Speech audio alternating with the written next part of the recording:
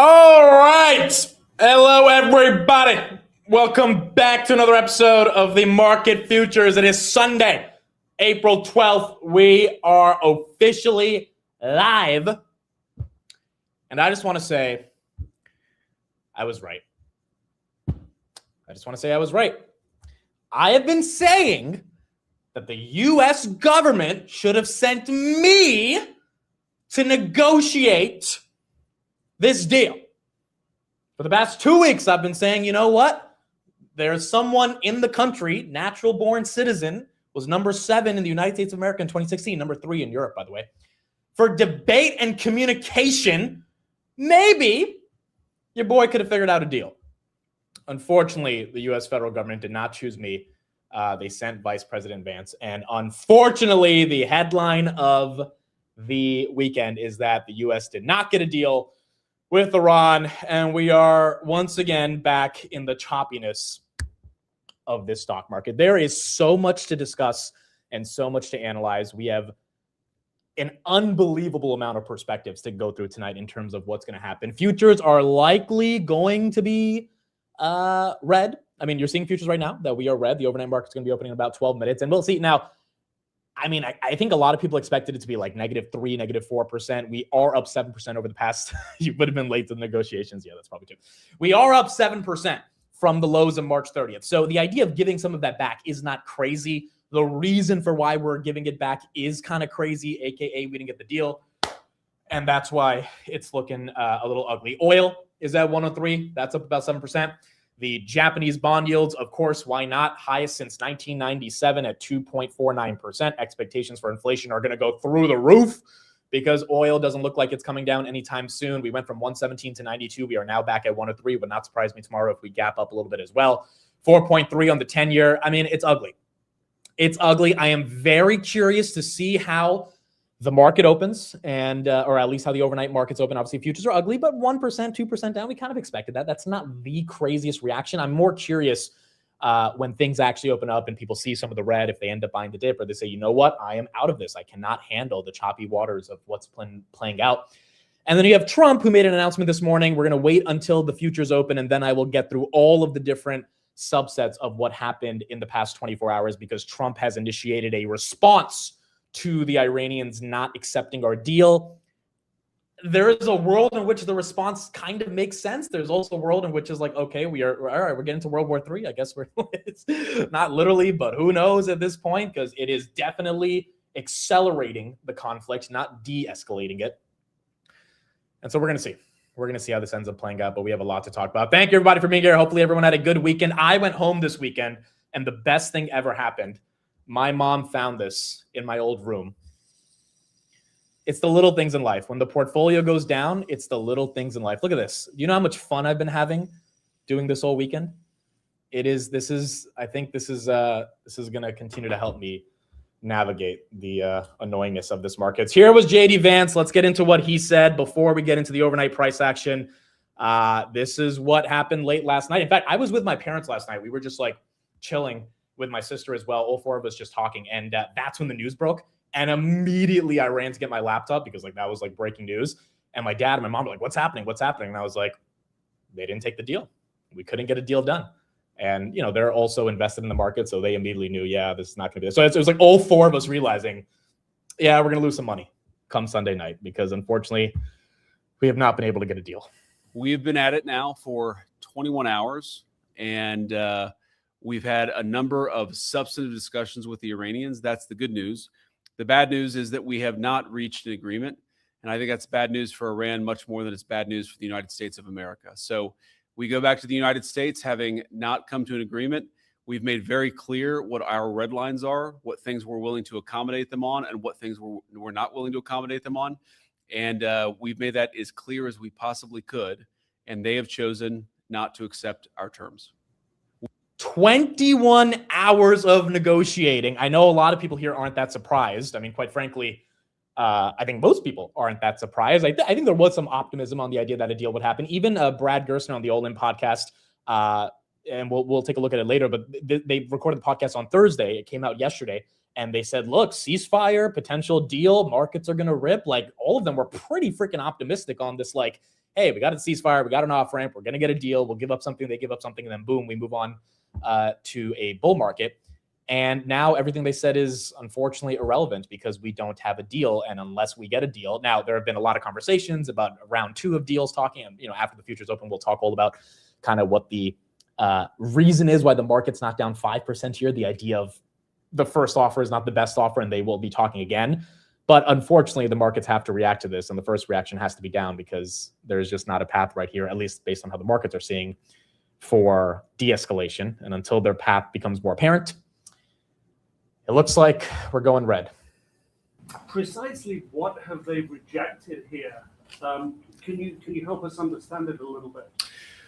Well, I won't go into all the details because I don't want to negotiate in public after we negotiated for 21 hours in private. But the simple fact is that we need to see an affirmative commitment that they will not seek a nuclear weapon, and they will not seek the tools that would enable them to quickly achieve a nuclear weapon. That is the core goal of the President of the United States, and that's what we've tried to achieve through these negotiations. Again, their nuclear program, such as it is, the enrichment facilities that they had before, they've been destroyed. But the simple question is, do we see a fundamental commitment of will for the Iranians not to develop a nuclear weapon, not just now, not just 2 years from now, but for the long term? We haven't seen that yet. We hope that we will. Jen. Was there a framework on anything? And also, did the Iranian frozen assets come up? And did you reach any conclusions on those frozen assets? We talked about all those issues, Jen, and we talked about a number of issues beyond that. And so certainly those things came up. But again, we just could not get to a situation where the Iranians were willing to accept our terms. I think that we were quite flexible. We were quite accommodating. The president told us, you need to come here in good faith and make your best effort to get a deal. We did that. And unfortunately, we weren't able to make any headway. Preston. It's kind of funny because, and the reason it's funny, and I've talked to quite a few people since that video came out last night of Vance addressing the media after the negotiations failed. And a couple of friends that I have actually have studied Iranian politics for a long time. And they were like, this was never going to work because, and even if you haven't studied Iranian politics for a long time, a lot of people, which is why we've looked at the data, retail has not been buying the dip in March. If anyone tells you retail's been buying the dip, you as a retail investor might have participated in some of the buying, but this is not April of May or March of last year where retail just flooded in. People have been skeptical. And the reason for that has been because the only thing the US realistically can get from them, it's not regime change. It's not sovereignty over the Strait of Hormuz. It is, please give up your nuclear weapons program. And the Iranians are not doing that because they want a nuke. They wanted a nuke for a long time. And as a result of that, if the U.S. can't get them to give up even that part of this agreement, which, by the way, for the past 10 years, the Iranians have basically signaled that they're not willing to get rid of that, then what were they possibly going to get? When Vance says we gave our best negotiation, I think the way I'm interpreting that is Vance did not ask for control over the strait because they weren't going to get that. And then Vance did not ask for, replacing the Ayatollah with some Democratic leader. They asked for one thing. And that one thing was probably promise us you will stop your uranium enrichment program. And the Iranians are like, hold up, we just held the entire world hostage and put oil prices up 80% in a month. And you think that you guys have the leverage to stop us? Like, no, we'll just go back to doing what we're doing. And if you don't like it, come fight us. I mean, I think that's basically what the Iranian response was. That's, essentially, if you read between the lines, that's how Vance kind of framed the argument. And now we are going to probably get into a higher military escalation. I don't know if that's necessarily going to be uber bearish for the broader market. And there's a lot of reasons for why. And so after the overnight markets open, we'll talk about the different perspectives on this, but Trump had a response this morning, and we'll talk about his response to this. Maybe there's a world in which this response could be quite effective, or there's a world in which it's a more aggressive form of escalation where you have other parties like China that get involved and also come into the picture. So we're back in the choppiness, and being back in the choppiness is not fun. I think a lot of people did think there would be some progress on negotiations, and as you can clearly see, Vance said there was nothing. That, after 21 hours, nothing was agreed to, which it's just like, it's like this was bound to be a military confrontation since the moment we stepped in. If diplomacy never even had a shot, and it begs the question, if diplomacy never had a shot, then why did we step in thinking diplomacy would eventually have a shot if it never did? And, maybe it does have a shot in the future if we have more discussions. But as of now, the markets are obviously realizing that this is not going to take place. So what's going to happen to Palantir? We got 4 minutes to find out. There is a world in which I think Palantir goes up. I think there is a world in which Palantir goes up. And the reason for that is because, if there's an escalation of war, Lockheed Martin, Raytheon, all those names, yeah, maybe Palantir actually spikes up. Now, granted, Palantir is super high beta. Software sell-off has been aggressive. I've been researching a lot of the software stocks over the weekend. I think there's a real weird thing that's happening with software, but there also is a legitimacy to the sell-off. So we'll talk about that as well. I don't think Palantir should be included in it, but nonetheless, Palantir is part of the index. It's going to get sold off. I wonder if this defense premium comes back. Maybe not. I'm 50-50. I probably lean more towards Palantir going down just because it's high beta growth. S&P is down. Everything, Robinhood, Rocket Lab, all that stuff's going to go down. But who knows? Maybe the market's like, okay, war's back on. Palantir's going to get a lot more money from the government to supply defense software if we are legitimately going into a real conflict, not just in Iran, but at the Strait of Hormuz itself, which is what Trump said this morning. And so we'll talk about that. And I don't know, potentially that could be a catalyst for Palantir. So we will see in the next 2 minutes. Yes, Kathy Wood did buy 85,000 shares on Friday. So she did indeed buy the dip. Where were people when you found out? If you're finding out on this stream, let me know. But where were people? We got 2 minutes until we get to the open. Where you were? This was around, I think, 9:30 last night, Eastern Standard Time, when I found out that we had no deal. Where were you? And I guess what was your raw reaction before we get into it? Because obviously, as soon as that happened, I think everyone kind of knew. Futures were actually, so there's this website that tracks weekend futures. That's how degenerate some people are. They trade futures on the weekend on Saturday, which is why we probably just should have 24/7 trading at this point. And we were up almost 2% on the NASDAQ. We were because everyone thought Friday was a good day outside of software. And so it's markets were actually moving up. And then JD drops the announcement that we have no deal, and then boom, all that momentum. And Bitcoin was at 72. You can see right here, Bitcoin is at 70,000. There's that epic drop right there. It didn't fall below 70, which is encouraging, but unfortunately, it was pretty ugly. On my patio, on Twitter, hungover. That's not the worst thing. I was watching Coachella. Don't get me started on the Justin Bieber Coachella. I'm not going to talk about it. But I have some opinions. I could talk for the next 50 minutes about the Justin Bieber Coachella live stream.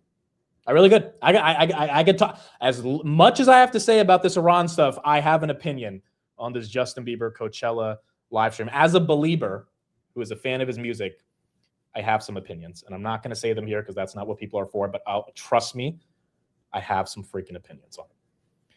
But unfortunately, it looks like things are about to go red. So let's see. We got 10 seconds. And then we will get into all the timelines on how this played out over the past 24 hours. He's going to talk about it. I'm not going to talk about it because this is more important. But the Justin Bieber thing, I have some opinions on, man. I have some freaking opinions on it. All right, 8 p.m. overnight markets. We are open. Nebius down 3%. Palantir down 2%. Defense premium not coming in for Palantir. SPY down 1%. 679 to 672. SMCI down 3%. IREN down 5%. CoreWeave down 3%. Meta down 2%. Google down 2%. TSM down 3%. Amcor down 3%. Marvell down 2%. Corning down 2%. AMD down 3%. Fastly down another 3%. Palo Alto down 1%. CrowdStrike down 3%. Zeta down 2%. Salesforce down 1%. Micron down 5%. Micron $3 away from going below 400. Microsoft down 1%, Broadcom down 3%, SoFi down 2%, Rubrik down 1%, Adobe not down that much, down about 0.15. Robinhood down 3%. Why not? FICO, which got hit 14% on Friday, that's down another 2%. Rocket Lab down 4%. Reddit down 3%. Elf down 2%. SMH down 2%. Grab doesn't trade overnight. Synopsys down 1%. Apple down 1%.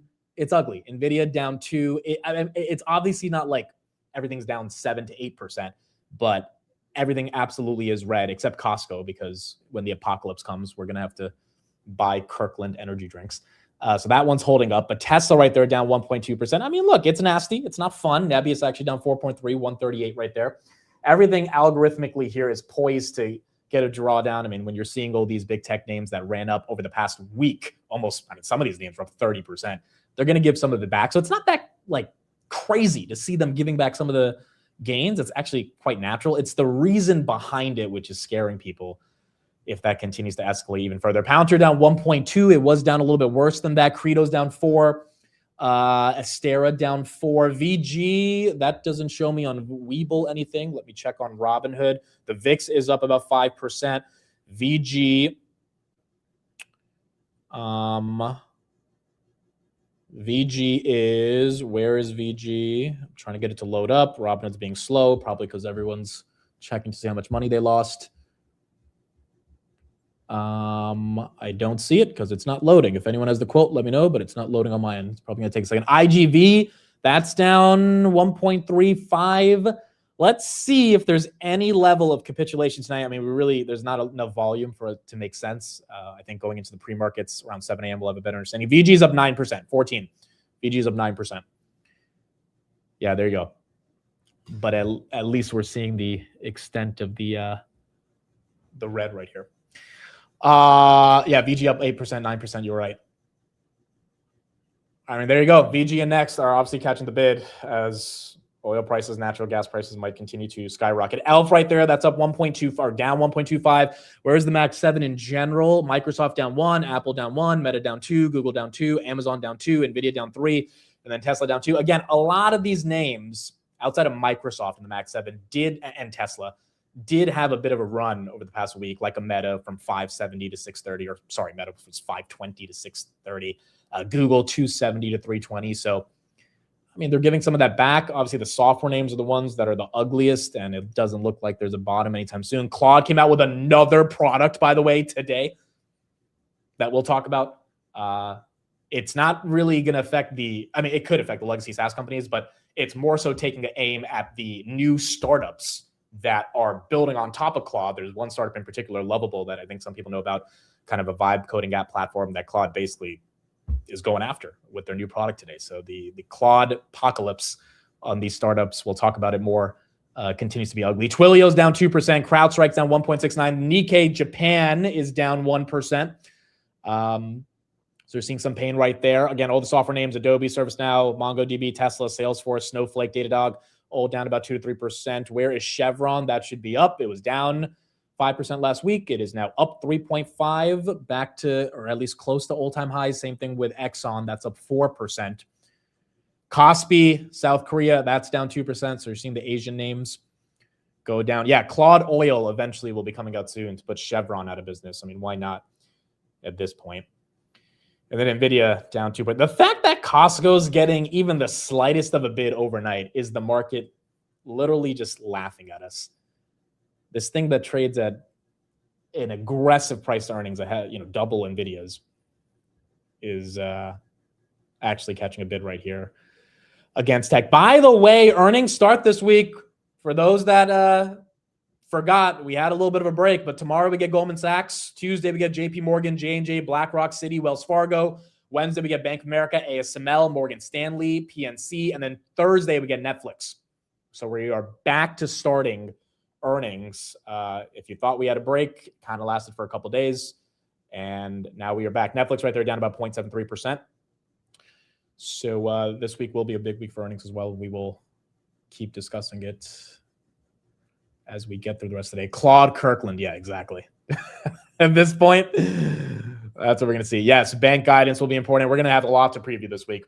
There'll be a lot. And we have taxes this week for Americans, so you might see some selling pressure in general because people will have to pay their taxes.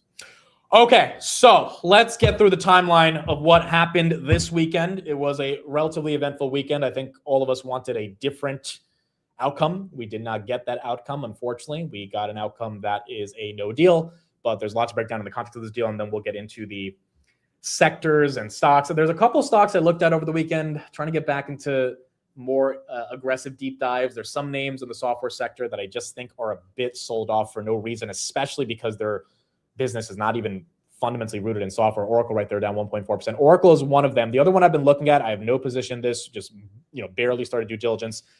Fastly. This is a content delivery network down 5% right here. It was up 140% year to date. More agents equals more content delivery in the context of when you type in a query, Fastly helps LLMs get that query to the customer in a much easier way and a much faster way. I don't think they should be classified as a SaaS, even if they technically are a SaaS. They're more agents as a service versus software as a service. So I think there's some pockets of opportunity here that this week will be very important to look at, and I will present all that research when I have finished it. But we will talk more about the software sell-off, and maybe there are some opportunities in the midst of the ugliness that we're seeing. All right, so let's talk about the war. What happened? First, let me just replay the JD clip for those that missed it. 30 seconds. Here's what Vance said on Friday, and then we'll talk about what Trump said going into the weekend. We've been at it now for 21 hours, and we've had a number of substantive discussions with the Iranians. That's the good news. The bad news is that we have not reached an agreement, and I think that's bad news for Iran much more than it's bad news for the United States of America. So we go back to the United States having not come to an agreement. We've made very clear what our red lines are, what things we're willing to accommodate them on, and what things we're not willing to accommodate them on. And we've made that as clear as we possibly could, and they have chosen not to accept our terms. We have been at it now for 20. Okay, so that's what Vance said, and then you got Trump's response. First, let me show you his tweet. I'm going to read it in its entirety because I think it's worth reading. It kind of frames everything that will be happening probably tomorrow and over the next coming weeks. So it's a long tweet. Give me a second. Let me read it, and then we'll get into the videos of him speaking today on Fox News this morning where he clarified. DJT, 8 o'clock this morning. So there you have it. The meeting went well. Most points were agreed to, but the only point that really mattered, nuclear, was not. Which means, in my opinion, the meeting did not go well because the only thing that mattered, as per Trump, was not agreed to. So again, he's trying to frame the narrative as everything's okay when obviously, the one thing that mattered was not agreed to. Effective immediately, the United States Navy, the finest in the world, will begin the process of blockading any and all ships trying to enter or leave the Strait of Hormuz. At some point, we will reach an all being allowed to go in, all being allowed to go out basis. But Iran has not allowed that to happen by merely saying there may be a mine out there somewhere. We're talking about the underwater mines that nobody knows about but them. This is world extortion, and leaders of countries, especially the United States of America, will never be extorted.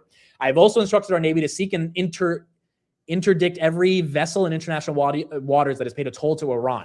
No one who pays an illegal toll will have safe passage on the high seas. We will also begin destroying the mines the Iranians laid in the straits. Any Iranian who fires at us or at a peaceful vessel will be blown to hell. Iran knows better than anyone how to end the situation, which has already devastated their country. Their Navy is gone, their Air Force is gone, their anti-aircraft and radar are useless, and their leaders are dead, all because of their nuclear ambition. The blockade will begin shortly. Other countries will be involved with this blockade. Iran will not be allowed to profit off this illegal act of extortion. They want money, and more importantly, they want nuclear. Additionally, at an appropriate moment, we are fully locked and loaded, and the military will finish up the little that is left of Iran. So essentially, Iran, which was effectively blocking the Strait of Hormuz, Trump is like, well, now we are going to block the Strait of Hormuz, and the couple of ships that enter every day that Iran is friendly with and is making a little bit of money off of in these like $2 million per ship tolls.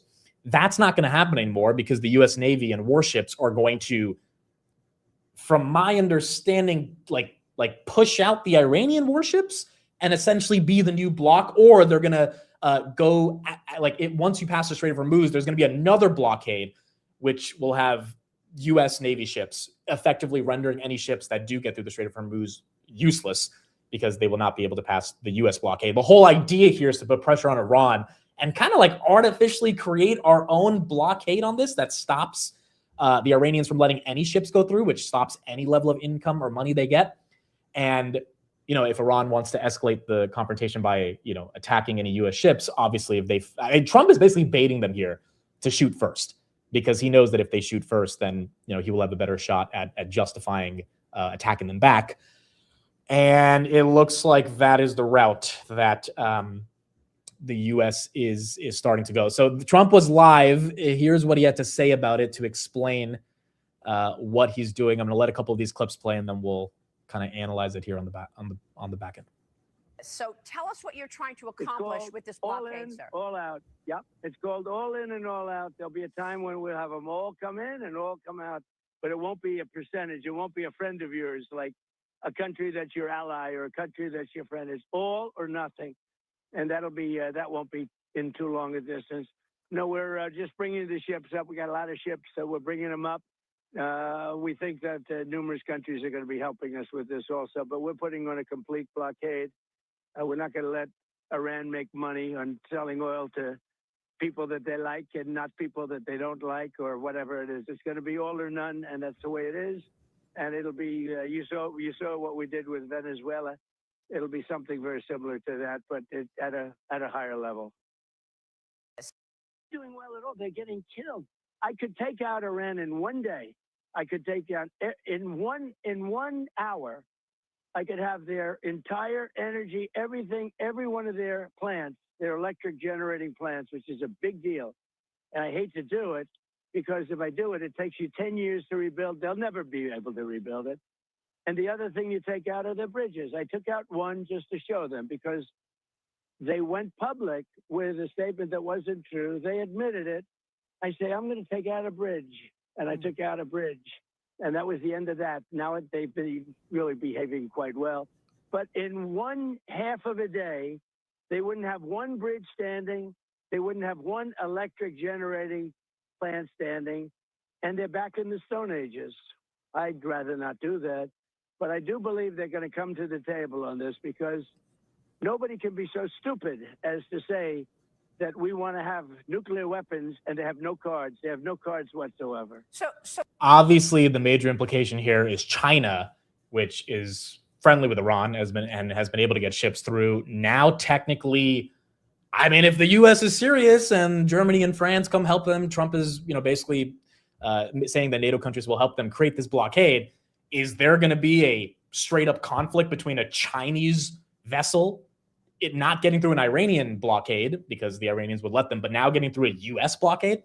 And Trump is supposed to meet Xi in a month on May 15th. I mean, what happens if a Chinese and U.S. ship fire at each other? Like, this stuff starts to get really weird when you think of the argument. And Trump, at the end of that clip, he said, obviously the Iranians are going to come back to the table because, they would be so stupid to allow this to happen.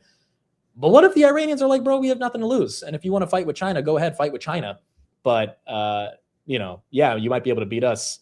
If you want to fight with China, then that's going to be a much harder challenge for you. Then Trump said he's thinking about now calling it the Gulf of Trump.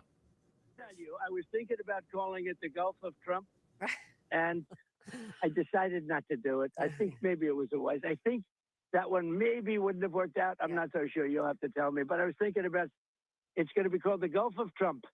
And then I said, that's not going to play too well. I think you're I'm kidding. You're being facetious. Now, I know that, will Mr. have a President. headline. But The fake news will have a headline tomorrow. Oil export?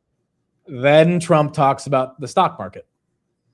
Let's stop this country from having a nuclear weapon. You want to see a stock market go down? Let a couple of nuclear bombs be dropped on us, or frankly, any place else, and you'll see a stock market that goes down. So the stock market has not gone down very much at all. Gone down a little bit, much less than I thought. And frankly, the gas hasn't gone up as much as I thought. But regardless, even if it did, we have to stop this group of people from having. And again, it was worse because Khomeini was a total, radical. I'll be nice, maniac. He was a maniac, and you can't let them have a nuclear weapon. Right. So I just have the greatest economy ever. Everything's going along, and I say, I'm sorry. I tell my economic advisors, I say, I'm sorry, fellas. We're in great shape. We have to go and take a little journey down to Iran, and we have to stop them from having a nuclear weapon. They all said, we agree. So do you? This is the first time Trump is pretty much admitting that he doesn't really care about the stock market. I mean, if you read between the lines, he's saying, look, in a nuclear Iran, it was more important to us than the stock market.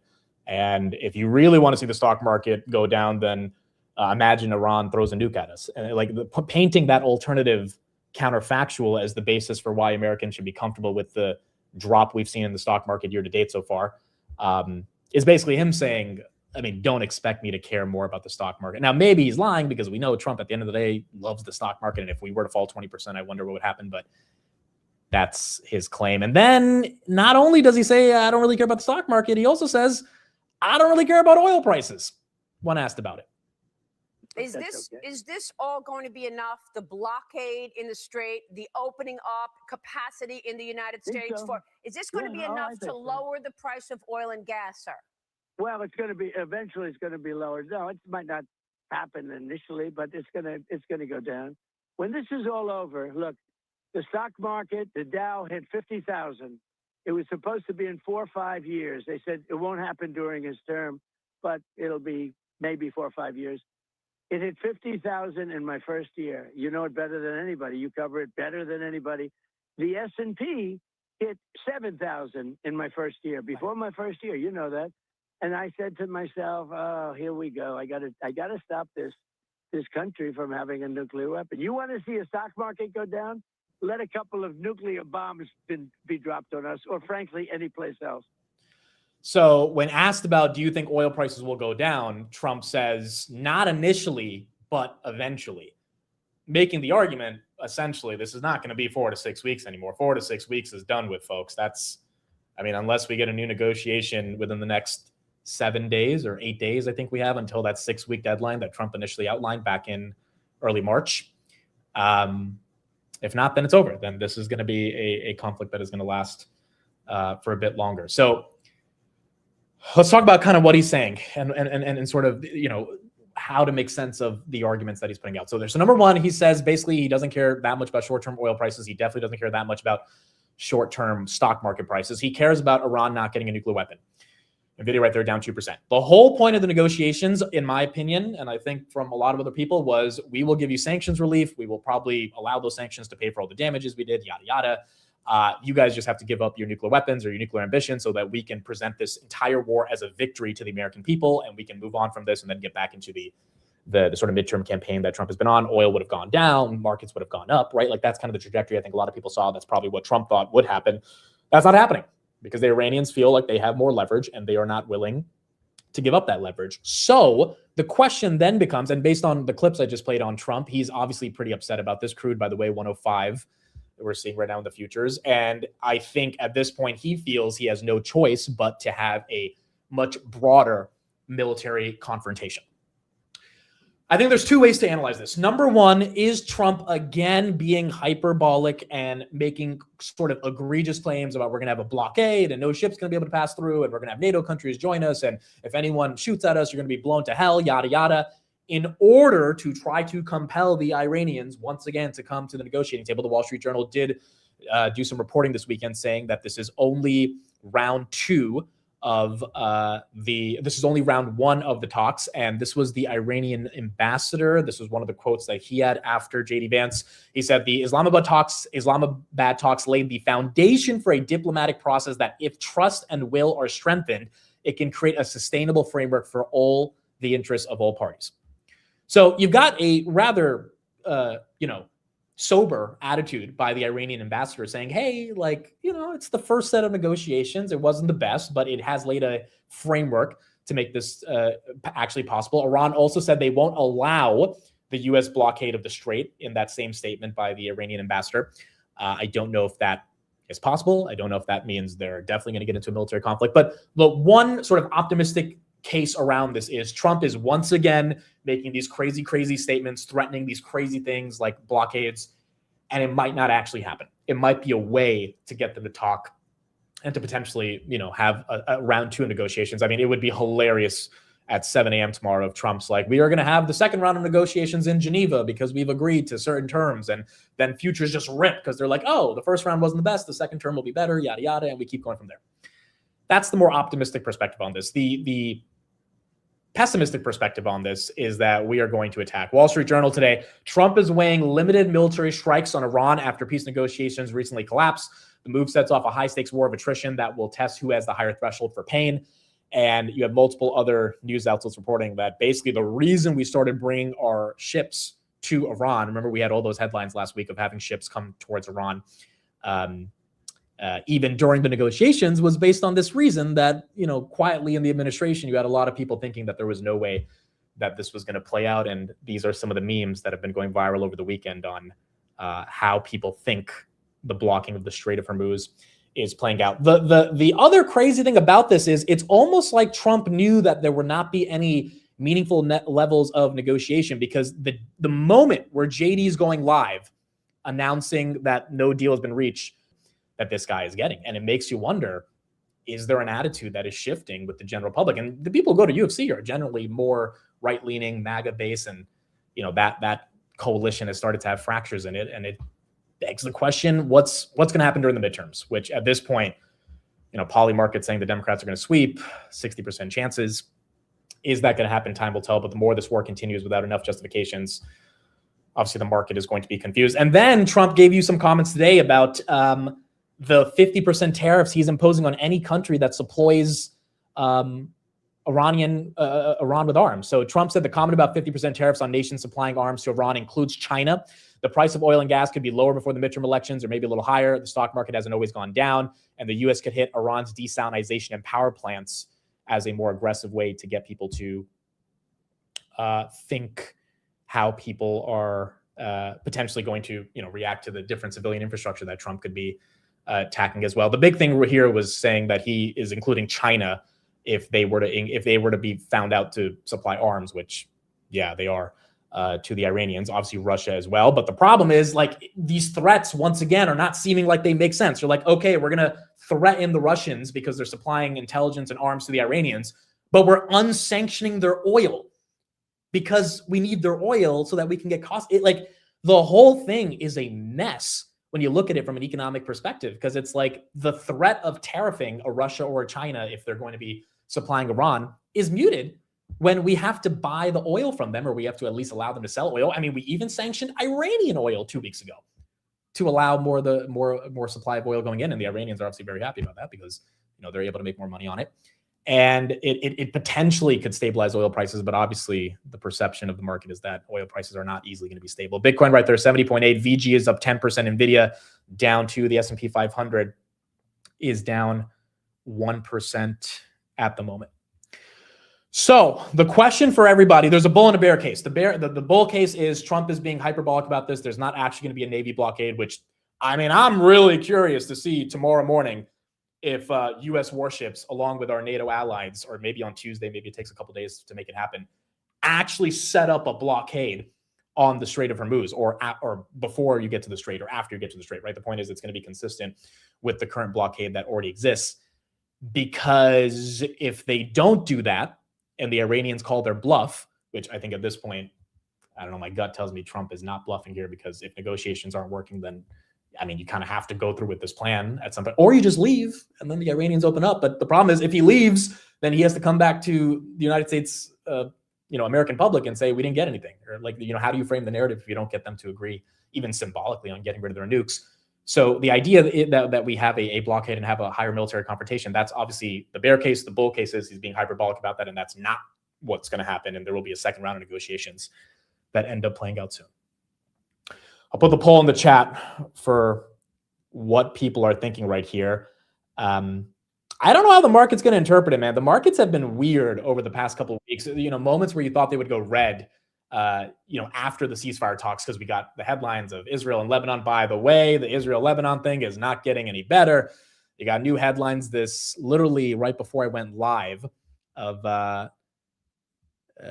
the headline right here is Israel army aims to secure control over Bent Jabils before Tuesday's negotiation. The Israeli army speaks of its pursuit to impose a 5-kilometer security belt on the south of Lebanon, which, essentially once we don't have a ceasefire anymore, which I don't know if the ceasefire is still in place. I guess it is, even if a negotiation or a deal hasn't come to fruition.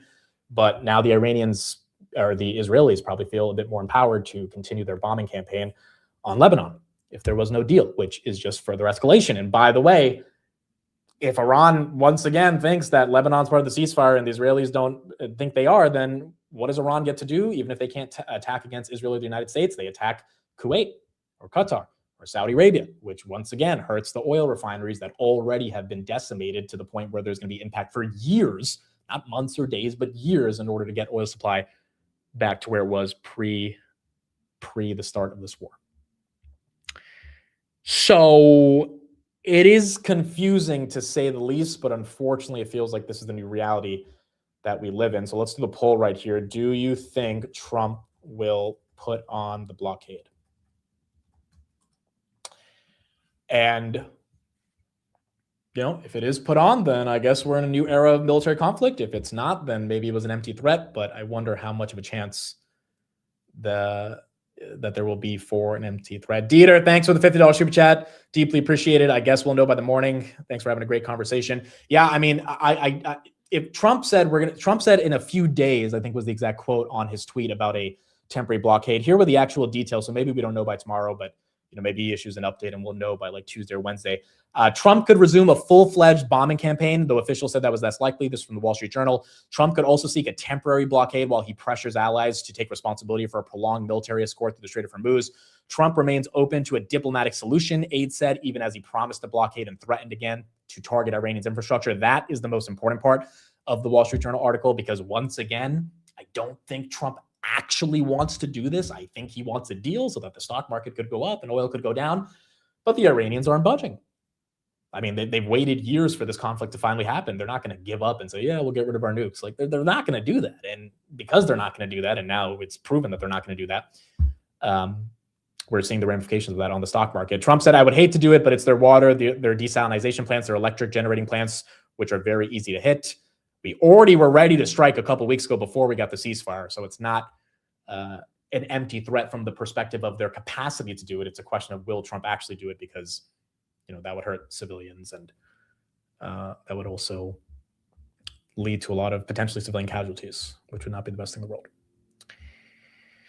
U.S. CENTCOM forces will start blockade of all maritime traffic entering and exiting Iranian ports on Monday, 10 a.m. Eastern. Okay, so that's actually a good update for us to know if this is happening or not. Monday, 10 a.m. I will pull up that CENTCOM report. Okay, that's tomorrow then. Yep, that's confirmed. CENTCOM has announced a full U.S. Navy blockade.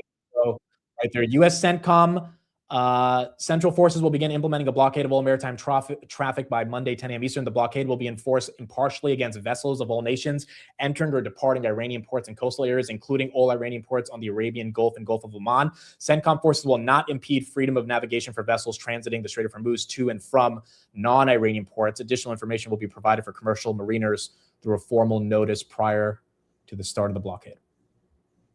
VG, where are we trading at? 1404, up 8.02%. That is what we got. That is what we got for this new conflict that has officially started. 71% of you say yes, Trump will put on the blockade.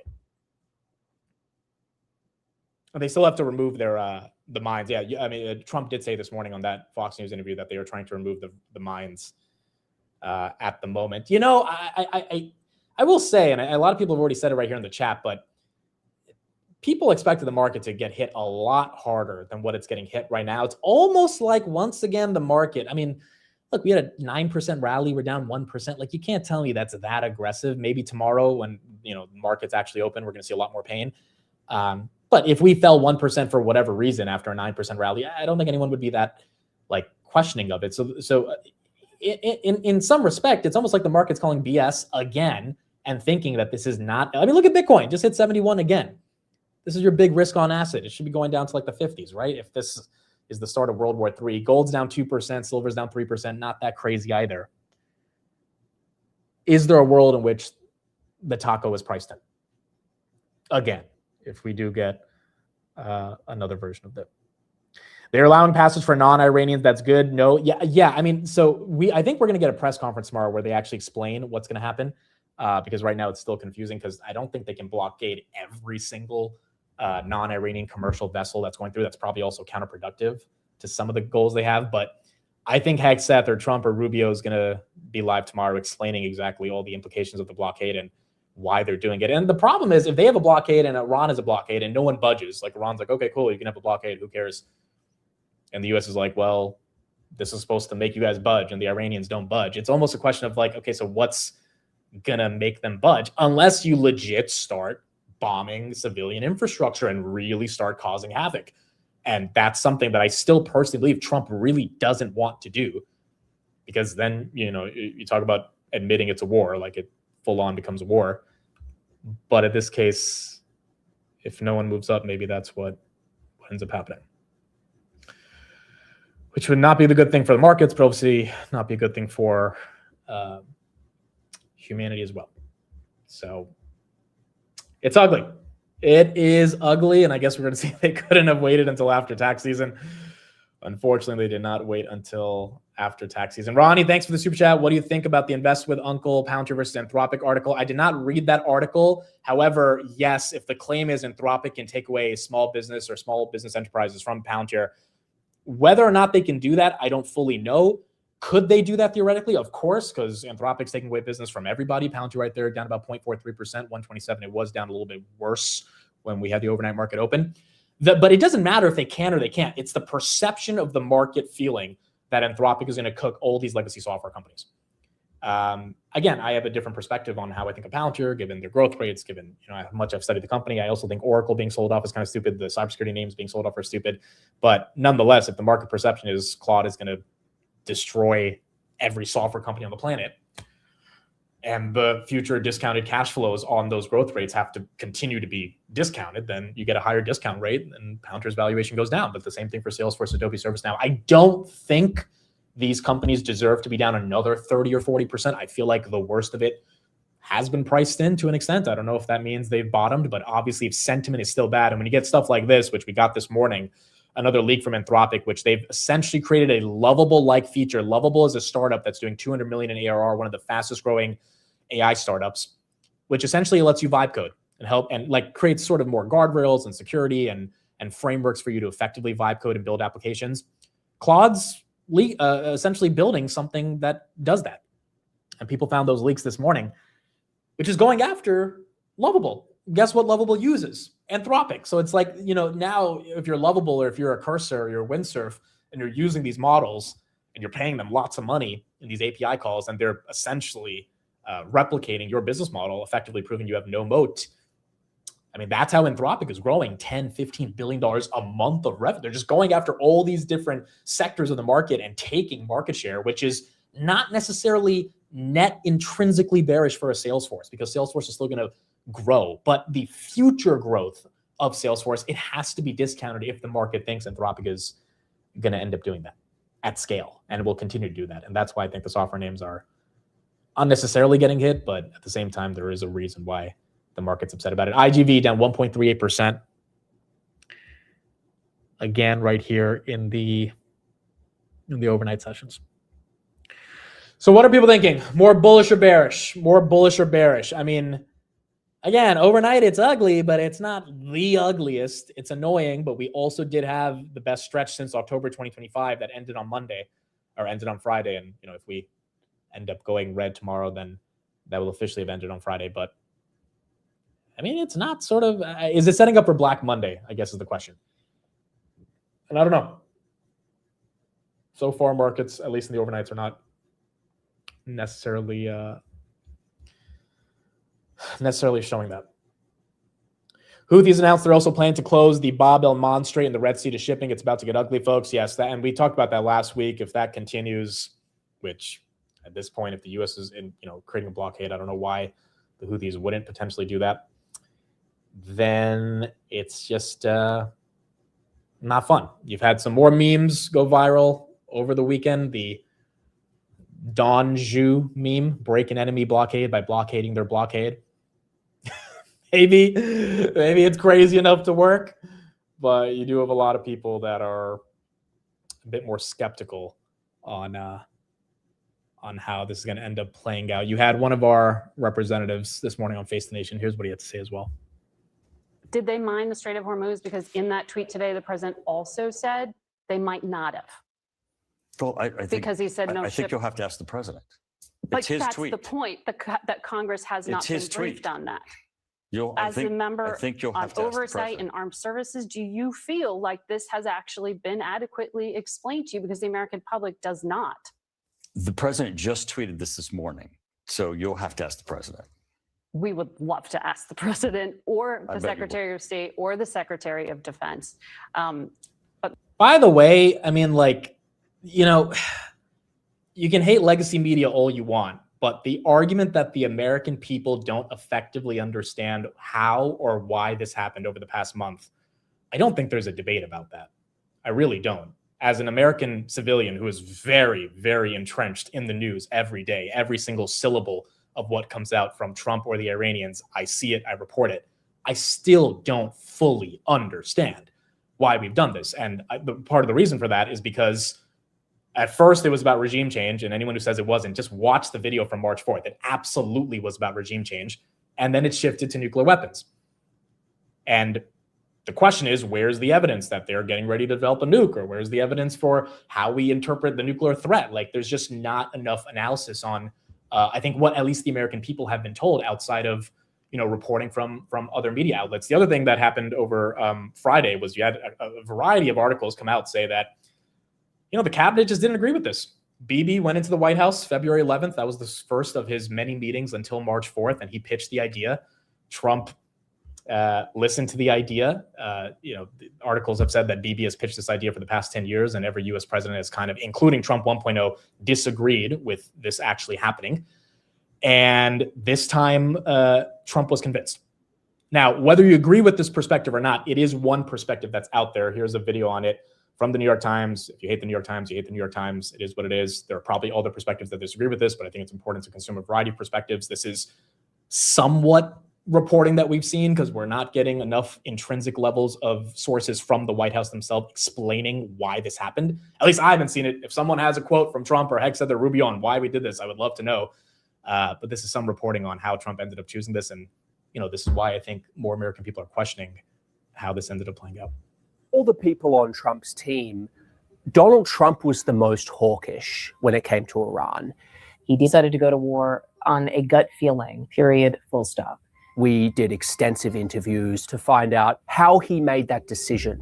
On February 11th, Benjamin Netanyahu pitched the idea of joint Israel-U.S. strikes against Iran. He lays out a very aggressive campaign to dismantle Iran's weapons systems. And then he also lays out some scenarios for regime change. President Trump listened to this and he said, sounds good to me. But what happened next was actually in some ways more interesting. Overnight, U.S. intelligence analysts very quickly went to work. The head of the CIA uses one word to describe the assessment of Netanyahu's regime change scenarios: farcical. Within the next few weeks, there were a number of discussions about what might come next. There was not consensus. These three Trump advisors show just how varied the opinions were in the administration. The Secretary of War, Pete Hegseth, thought that this was a really good idea. And it's not a surprise. He was very much chosen for the idea that he believes in flexing U.S. military muscle. Marco Rubio, the Secretary of State, was, I would say, skeptical about a full-scale war, would prefer to continue with a maximum pressure campaign, but was also skeptical that the Iranians would agree to a deal. So he was somewhat ambivalent. The most actively opposed was Vice President J.D. Vance. He laid out various reasons why this could be complicated, from depleted munitions to the position it would leave the U.S. in going forward. That it could lead to regional chaos, that it would break apart his coalition. Many of his voters would see that as a betrayal. On February 26th, President Trump had a final go, no-go meeting with his team in the Situation Room. Trump is sitting around the table with his inner circle. It's a very small group. He asked what people thought. And Vance starts by saying, well, I think it's a bad idea, but if you do this, I'll support you. Pete Hegseth remained where he was, believing that Iran was going to have to be dealt with anyway, might as well do it now. And Rubio says, if the goal is regime change, we shouldn't do it. But if the goal is to degrade Iran's capabilities to wage war, their missile program, that's a goal that we can achieve.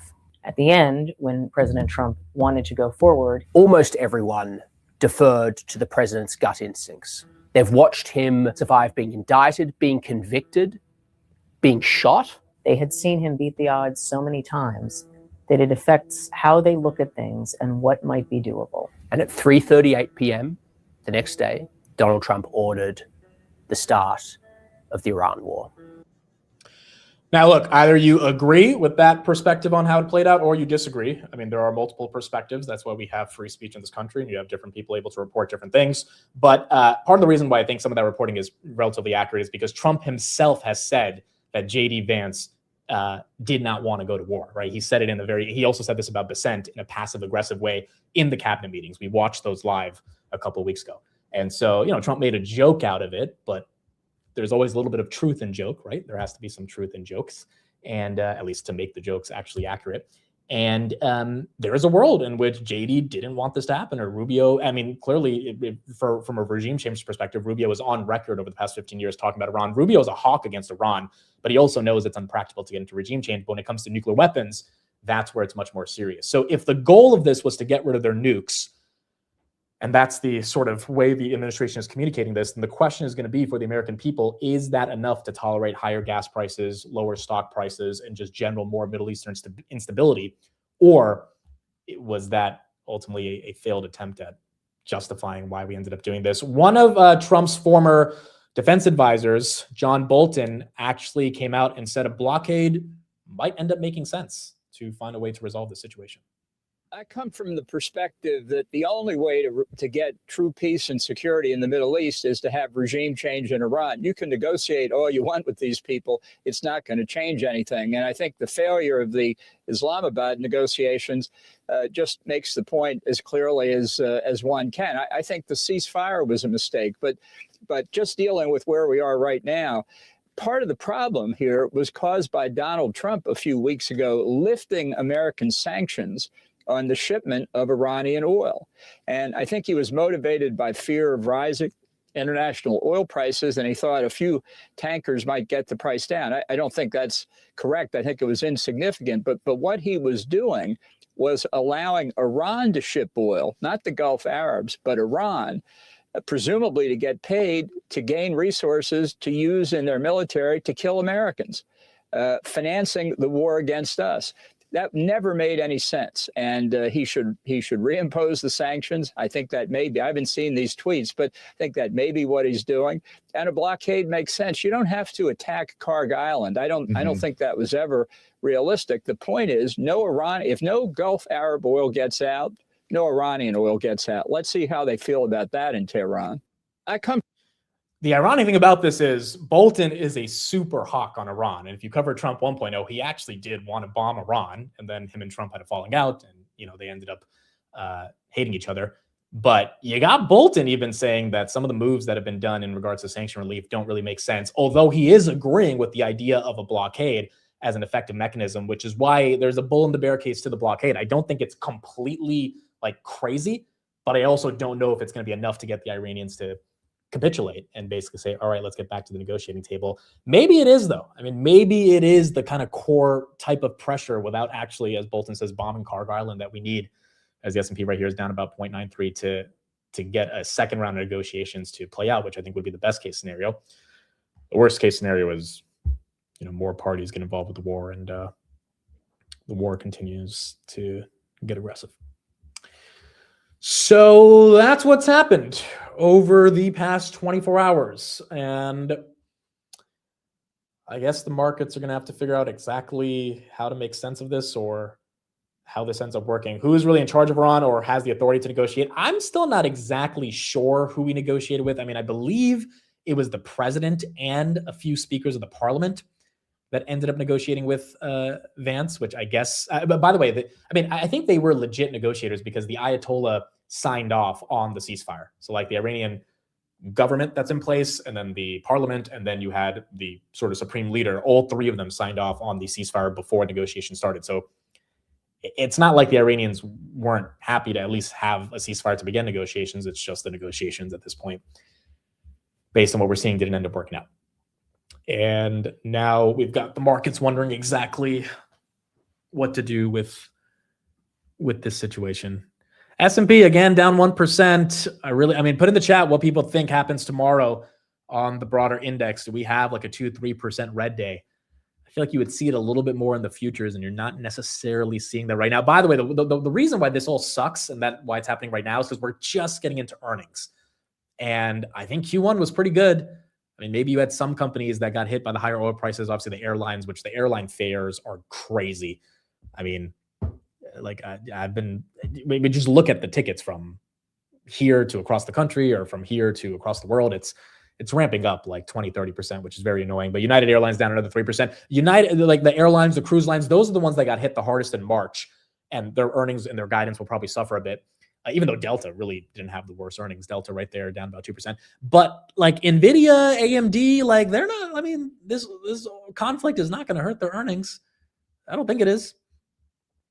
They should be fine. It's just obviously a bad macro makes the street not want to trust not only the durability of those earnings, but the quality of those earnings, even though, they're not affected. I don't think Nebius was like affected that deeply. Nebius only had 142 up from 138 overnight. So I think earnings are going to be good, but will earnings be respected enough in this market is the question. And right now, no one really knows. Microsoft down 1%, SoFi down 2%, Broadcom down 2%, Rubrik down 3%, Adobe down 0.63 is again. Can we have a serious conversation about Amazon? Amazon is amazing. We've been talking about this for a long time. I think a lot of us here, I think like 80% of us here are long Amazon. But once again, does Amazon continue to get respect if we have a war going on? And, part of me says, yeah, because the market's kind of over this and they don't want to have this be the overhang given how much it's been for the past month and a half. But I mean, if oil spikes up to above 120, what is the market like? What else can they do other than discount equities at that? Like, there's got to be some punishment for that. And I feel like that might end up being equities. Covered calls tomorrow. If we end up going really red, probably win again. A lot of people thought their covered calls were screwed. This is kind of the reason you sell the covered call in the first place. I mean, I don't know how ugly it gets tomorrow. Maybe it's a nothing burger. But if it is a something burger, then at least you have a little bit of protection right there in the face of some of these names going up. CoreWeave down 2%, Iren down 3%, Google down 2%, Meta down 2%. Meta, by the way, I tried Meta AI over the weekend.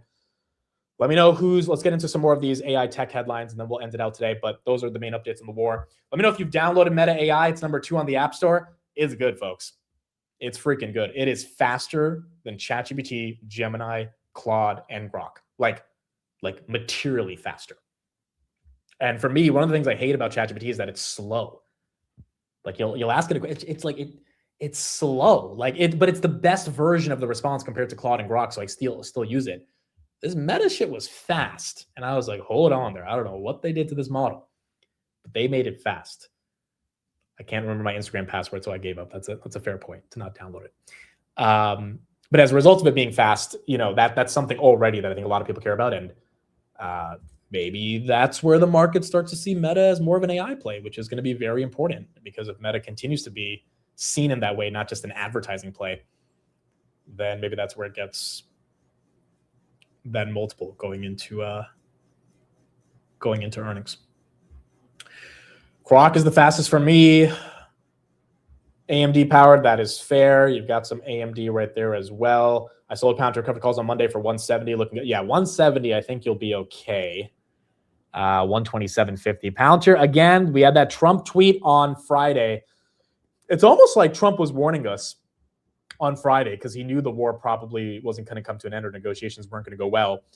And then you had Palantir, who's involved in the war, kind of get saved by that Trump tweet. And then maybe Palantir software will be much more in demand if we enter into a larger scale conflict. Here's what David Sachs had to say about the SaaS sell-off and why he thinks Palantir actually might be a core beneficiary of what is happening. I think the market's probably being a little too pessimistic with respect to at least some of these software companies. I mean, obviously, there's going to be big differences in the quality of the moats of these companies. And so, look, software is going to be a lot cheaper and easier to generate, but I'm not sure that was the competitive advantage of a lot of these companies. So there's probably a little bit of the baby being thrown out with the bathwater right now, and there probably are some value buys in enterprise software. I think the interesting question here, and we've been talking about this for a couple of years in the pod, is just where you see the AI value capture being in terms of layer of the stack. Remember where we started. It was really just the chip layer of the stack was where all the value capture was. It was basically NVIDIA was the first company to be worth multiple trillions of dollars because of AI. And for a while, it looked like that's where all the value capture was going to be because OpenAI, for example, was losing so much money and Anthropic wasn't on the radar as much. Now we're seeing, well, wait a second, it's not just the chip companies, it's also the hyperscalers are now benefiting. And now we're seeing at the model layer, it looks like Anthropic and OpenAI, they're all going to be huge beneficiaries. I think the next question is at the application layer of the stack. Okay, well now, does all that value capture just get eaten by the model companies or are there applications that get turbocharged? I guess you could say that Palantir is already one of them, right? It's an application company that's been turbocharged by these model capabilities. Who else will be a big beneficiary? Is it all going to be at the model layer, or will you see an explosion of value at the application layer? I'm hoping, obviously, that it'll be at all layers of the stack you see beneficiaries. But to me, that's a really interesting question right now. Yeah. So, I mean, you got Sachs, who spent his entire life in SaaS, saying that the SaaS sell-off is a bit too aggressive, and saying Palantir as a application company should be turbocharged by the models. I think that makes sense for a variety of other software names. It's other software stocks that are not really the application layer, but they were trying to be the infrastructure layer of software inside of an enterprise that might get swallowed up by an Anthropic offering that's just cheaper. Crude, by the way, 104.40 right now, up 8%. And that's where that, commoditization narrative becomes a lot more aggressive. But we're going to find out. We're going to find out. Again, I feel like it could have been much uglier in the futures. And tomorrow, when the market actually opens, we'll see how bad it is. But, we saw this on Wednesday after the ceasefire. We had a variety of horrible headlines about the ceasefire being violated, and markets held up. If anything, they went up, and then Thursday we hit that 680, then Friday we closed just under 680. But 675 hasn't been violated at all this week once the ceasefire was announced, even though corresponding headlines were still pretty ugly and made you probably doubt the validity of the negotiations of the ceasefire. And then what happened? You don't get any validity or negotiations from the ceasefire, because JD Vance says that the negotiations didn't go well. So whatever people were fearing ended up happening, and still 673 on the S&P rate. It's not that ugly. So I wonder if the market brushes it off. I'll do a poll right here in the chat. Do we think we're going to be green or red tomorrow? The majority of people think we're going to be red, but I wonder if that's how it plays out. 75% of you say yes, we'll do a blockade. Will we be? Well, let's do more S&P tomorrow. Let's do flat, -1%, -2% plus, or let's do up 1%. Green, negative, flat, or more negative. Nebius, yes. Had a hell of a run on Friday. And quite frankly, look, it's at 142. It closed at 146. That's not even, that's nothing to be, this thing was at 90 7 days ago. So this has been an incredible run, and I imagine it's not going to give back all of its gains unless the broader market takes a pullback. And I guess we'll see tomorrow if it gets that ugly. Have you finished your taxes? Yes. They were filed on Friday or Thursday, I think. And so I will be paying either tomorrow or Tuesday. It is what it is. It's not fun, but taxes are taxes, and you kind of have to pay them. Dove says we close green tomorrow. It wouldn't surprise me, right? Because of just the amount of times that we thought we were in for an ugly red day and we go green, or when we think, all right, all coast is clear, we're going green, and we end up going red. But the idea of I'm more concerned about software tomorrow. And if software finally, if you saw some of the charts on software and the volume that came in on Friday, I mean, this is some of the greatest volume we've seen on IGV in a very, very, very long time. And as a result of that volume, obviously the meltdown has been pretty disgusting. You got people saying, all right, it's a bottom, it's capitulation. You don't get that type of volume unless people are ready to finally say it's over. But then you have Anthropic continuing to grow, putting out new products, kind of stopping the market from exactly thinking that it's going to be over that soon. SoFi sub 16. I still need to do mine. Bro, they're due in 3 days. I'm not going to lie. I always wait till last minute as well, but at least I message my CPA on April 1st instead of freaking April 12th. Last year, I think I literally did it on the 14th. It was so late, or it was so close to the deadline. But this time I was a little bit better. I'm not talking about Justin Bieber. Not doing it. Not freaking doing it. I have too many emotionally raged opinions on that performance. And so maybe one day on a market close at 6 o'clock when we're done talking about markets, I will talk about Justin Bieber. But I stayed up till 3 a.m. last night watching that performance, dude. I have some thoughts on it. Some good, some bad, but I'm not going to spend time discussing it. Again, I really do think they should have sent me in to be the chief negotiator. Like, I really think I could have figured it out, bro. I would have found a way. Like, I look like them more than JD Vance. You know, tall, 6-foot white guy. It's like, well, what if you send in short brown dude? Like, maybe there's a little bit of more camaraderie there, even though I don't know how to speak their language or I don't have their religion, but still, like, I would have found a way to get something done. Would have found a freaking way, dude. We wouldn't have left with nothing. JD Vance left with we would have left with something, bro. I would have got some little thing to hang our hats on. And it was funny because when I saw JD walking out on the stage, you could tell the way that he was walking that it was going to be bad. And then he hit us with good news and bad news. And I was like, oh boy. Like, you could tell just how he was walking. He felt so like, he knew like we didn't get anything done. And he ended up, saying that we didn't get a deal. Now take a look at this chart right here. Let's look at some macro stuff. Take a look at the forward PE of the S&P tech sector. Folks, we are lower based on this chart that you're looking at right now. We are lower than before ChatGPT was announced.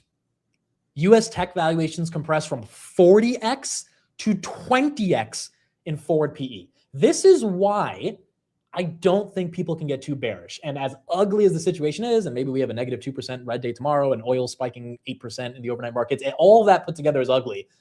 But part of the reason I think the S&P is still barely down, I mean, down 1% is nothing after the move that we've had, even after, the bad news has been kind of condensed over the past 24 hours. We still have multiples that are just not euphoric. They're just not. And then if you put up IGV, obviously that forward PE has, and I don't know if it's going to get back to the levels that it was at 10 years ago, but tech has a shot to get back there because tech is actually going to continue the growth and hopefully not get commoditized by something like Anthropic. If anything, Anthropic should be a tailwind, right? Anthropic will be part of the S&P 500 probably really soon as they go public, and they're going to add trillions of dollars in market cap. So, like, we're not in a euphoric market. That's not the case. Like, there's some valuations that are still probably crazy, and one can make the argument, but they're not crazy, right? Palantir's not at 220. Tesla's not at 500. Now, you could say I still hate Palantir and Tesla's valuation. That's fine, but they have taken a drawdown. At the end of the day, like, it's still a stock market where there's momentum to the downside, and eventually people come in and say, look, enough is enough. And as much as Apple's valuation is aggressive, Apple's not pushing 300. It was pushing 285 back in November, right? Shopify was pushing 150 a month ago. It's at 108. Hey, Shopify's valuation forward on a forward PE basis is still pretty up there, but it's not crazy like it was back in 2021. CrowdStrike, this thing was almost 500. It's back at 374. And not saying that these things can't get worse. It's just, I wonder if there's somewhat of a floor that's being created right here for the markets to not necessarily have as much pain as we think. Like, do we think we're going back to those March 30 lows? That's the question for everybody. 40x was absurdly inflated. 20x is still 20 times overvalued. Okay, I don't think tech is 20 times. What, you think tech should be trading at a 0 PE, a 2 PE? 40, I agree with you. Yeah, that was up there. I got it. But to say that we can't normalize around 20, maybe we go down to 17, but then we come back up to 23. But the type of growth we're seeing in technology, like, we're not going to 2 times forward earnings. Like, that's not going to happen. I would hope. And if it does, I would imagine it's one of the best buying opportunities we've ever were to get. But I think that's part of the reason the markets are kind of still holding up. 20x PE is high without future strong earnings. But okay, so we looked at this chart from Bank of America on Tuesday. EPS growth for the S&P this year is projected to be 4% higher, which is a lot because we're not talking about a stock. We're talking about the entire index. 4% higher, $323 a share since Jan 1st. So Jan 1st, it was 4% lower, which means in the midst of all the shit that's happened over the past 4 months, the market is still pricing in a $323 S&P earnings result by the end of 2026. So if we put a 22 multiple on that, you get 7,100. Let's put 20. We get 6,500. Let's put 21. What do we get? We get 6,780, which is basically where we're at right now. So if we stay at 21 times and we have zero expansion from here, then it'll be a market that's basically down 2% for the year. And I guess it'll be a consolidation year and you buy your favorite stocks and wait until we get back into expansion mode. But if we get even to 24 times on that 323, we're looking at 7,700, which is the average analyst price target for Wall Street, 7,700, which is about 10%, which not a massive bull market year, but also not necessarily a bear market. So I don't know if those March 30 lows are coming back again. Zoe says, I hope we go to March 30 lows. Well, now that we've seen how quickly the market can rebound off this stuff, if we do get there, and I think a lot of people still have cash. I mean, again, this is not one of those marches where everyone bought the dip like we did last year. So if still people have cash on the sidelines, people collecting cash from their covered calls, then that is still something you can deploy. I sold everything $900,000 on March 13th. Don't like what is going on. That ended up being a good move. I mean, look, this is what I'm saying, right? Mr. Chad Rock 11 basically has $1 million in cash. If we get a seismic dip, you can go shopping, like legit shopping. And if you believe the software sell-off is stupid, software already. I was talking with Jason about it today. We'll talk more about it on Tuesday when he comes on the show, but he thinks there are some generational opportunities in software, and I agree. I just don't know if the generational opportunity will V-shape as quickly as it did last year, where it was a generational opportunity to just buy the stock market back in April on Liberation Day. And if it takes a few years, but you get ServiceNow at $80, and ServiceNow ends up going back to its all-time highs because this whole software sell, which, by the way, speaking of ServiceNow, Claude is literally buying ServiceNow. Someone gave Claude $50,000 and told it to go invest starting last month. It's called the Claude Portfolio. It's on Autopilot, which is a really dope app that tracks like multiple different user-generated portfolios. And the thing bought ServiceNow. This is Anthropic's freaking LLM. On April 8th, Anthropic launched Claude Managed Agents, a cloud-hosted AI agent platform for enterprise. The market read this as AI will replace SaaS and sold now down to $89.53, a 52-week low. What the sell-off missed, ServiceNow is an Anthropic design partner. Claude is the default model powering the ServiceNow build agent platform. The company is not a victim of the AI agent build-out. It is infrastructure for it. Look, maybe the Claude model is stupid and it's not better at picking stocks than you or me, but like, it's funny that the thing that is causing the sell-off is buying the stock that the market is being perceived as dying, because it's like, why is this down? Like, what exactly is, happening here? And remember, ServiceNow CEO bought $3 million worth of stock at what price? At 104. So he's down 30% on his shares as well.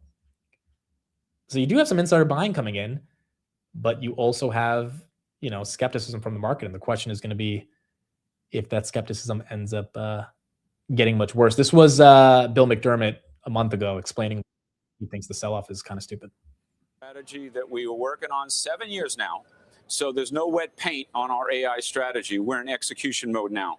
So we intend to accelerate our growth, expand our margins, keep every customer we have extremely loyal. We have the highest loyalty rate of any company in enterprise software. When you're a ServiceNow customer, you stay with us for life. Think about the net present value and the compounding effect of near 100% retention on top of net new business and an expanding margin profile. Bill McDermott, Mark Benioff, all these guys, they have to really drop the hammer on earnings in the next 40 days. And I think do you guys know Mark Benioff, CEO of Salesforce, did a video earnings call last quarter? We talked about it, but some people might have missed it. Like, I think all of these CEOs need to get their audio and video team to set up a camera so they can talk directly to investors, just like Karp and Vlad have been doing, right? They kind of pioneered this whole video thing, and say, you guys are stupid. We are not going to die. AI is going to accelerate us. Stop selling off our stock. Like, look at these numbers. Now, if they have crappy numbers, they're probably going to get sold off even more. I don't think Palantir. I went through Palantir's numbers again. I haven't gone through them in like a month and a half since the last earnings. I went through them again over the weekend. I forgot their net dollar retention is 139%. It was barely at 100 a year ago. Like, you talk about expansion and the ability for them to, I get the valuation point, but my goodness, those were some of the best earnings that I've ever seen. And so if Palantir delivers another quarter like that, I think we're going to probably get a bit of a rebound from it. I don't think we have to go to 80, 70 bucks. I don't think ServiceNow has to go to 50 bucks, and maybe the extent of the selling is overdone. But we're also going to have to see how bad it gets by the end of this quarter. Trump posted again.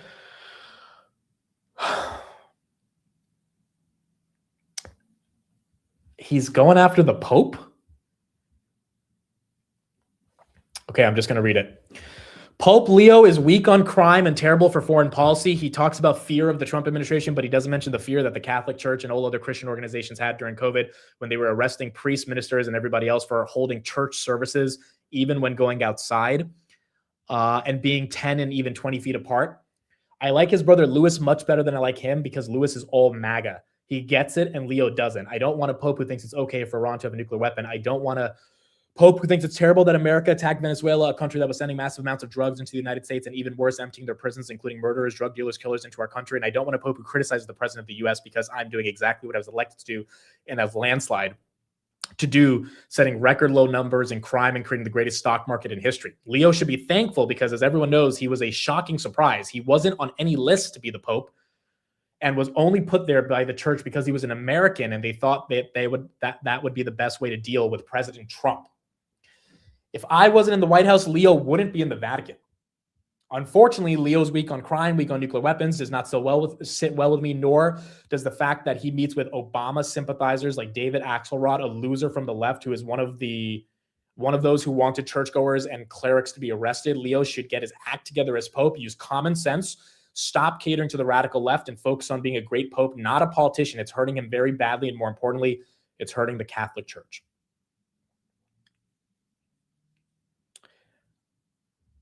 I don't speak about religion, so I have nothing to say about that.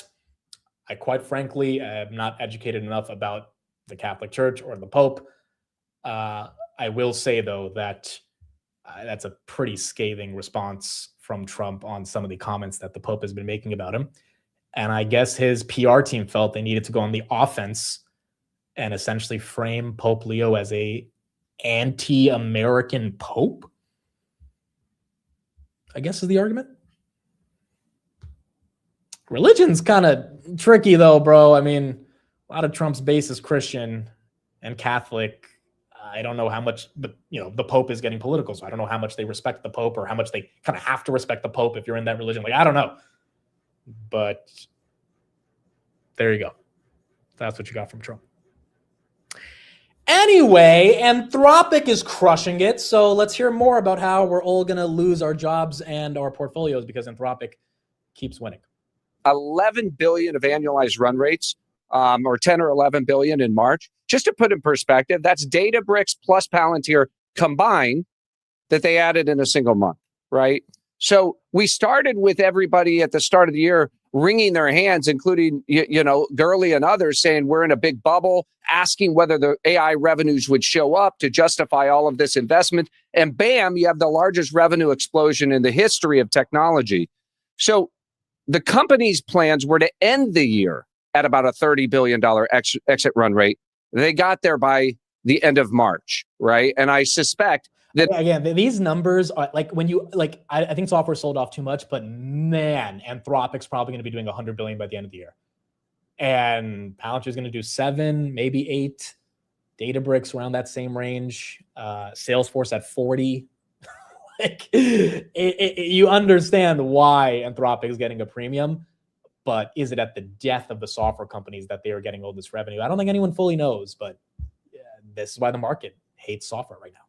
It's continuing in April. So you have to ask what's going on and what's the big so what. The first thing for me is that model and product capability just hit this threshold we talked about earlier, near AGI, whatever the hell you want to call it. And everybody, like Altimeter, said, damn, this is so good. I have to have it. This is no longer about my IT budget. This is about labor augmentation and labor replacement. And by the way, Cowork is growing even faster than Claude Code at the same stage of development. So what it showed is we have a near infinite TAM. It turns out that the TAM for intelligence is radically different than anything that we've seen before. And I think the best example of this, right? This is millions of self-interested parties, consumers, enterprises, 1,000 now over $1 million, right? It's not that there was some great go-to-market in Anthropic that all of a sudden, they snuck up and blew everybody away. No, it was companies demanding the product. They're getting. He's right about that. I mean, Anthropic didn't launch some crazy advertising campaign that compelled everyone to try to. It really was. They had the best model, and the word of mouth spread like a wildfire, and then companies were demanding more and more of it. And they locked in on the enterprise while OpenAI was busy turning Mickey Mouse into an AI character with Disney. And that's why they had to get rid of Sora and the Disney partnership, because that was the wrong focus. The enterprise is what matters, and that's what Anthropic went after.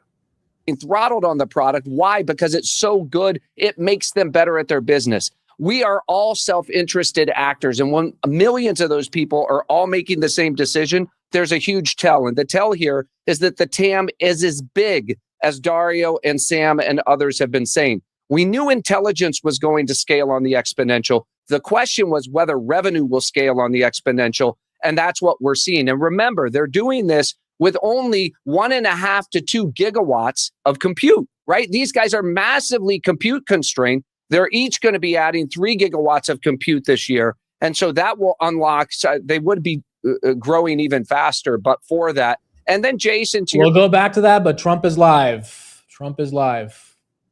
They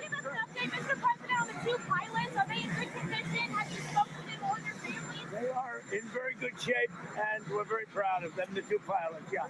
You said that Iran, earlier you said Iran didn't want to come back to I think Iran is in very bad shape. I think they're very desperate. We had a meeting that lasted 21 hours. We understand the situation better than anybody, and Iran's in very bad shape. And just so you understand, Iran will not have a nuclear weapon. Will not have. There is no way that they're going to get. They still want it, and they made that clear the other night. Iran will not have a nuclear weapon. Oh, I don't know. I don't care if they come back or not. If they don't come back, I'm fine. Their military is gone. Their missiles are largely depleted. The manufacturing capability for missiles and drones is largely defeated. We've been very nice. We haven't ripped down too many bridges. We did one only because they broke their word. They broke their promise. And remember, their promise was that they were going to open the Hormuz Strait. They didn't do it. They lied. Yeah, they're coming up and they're helping. Yeah, we have many other countries. Do you have any countries that will be buying the oil from the United States? Have you had any talks with specific? Well, you just have to see. But ships are heading up to our country right now, empty, and they're going to go back filled up with oil. Okay? Why did you attack Pope Leo on Truth Social? I don't think he's doing a very good job. He likes crime, I guess. He hit us. Think of it. He's worried about fear. What about the fear when the ministers and the priests and all of those great people that were arrested during COVID, and in many cases they're outside 10 feet apart, and they were arrested. So we don't like it. We don't like a pope that's going to say that it's okay to have a nuclear weapon. We don't want a pope that says crime is okay in our cities. I don't like it. I'm not a big fan of Pope Leo. He's a very liberal person, and he's a man that doesn't believe in stopping crime. He's a man that doesn't think that we should be toying with a country that wants a nuclear weapon so they can blow up the world. No, I'm not a fan of Pope Leo. So would you be okay with the third country About what? Would you be okay with a third country that brings this stuff to Iran? Well, that's a very theoretical question, Floyd. I don't want to answer it.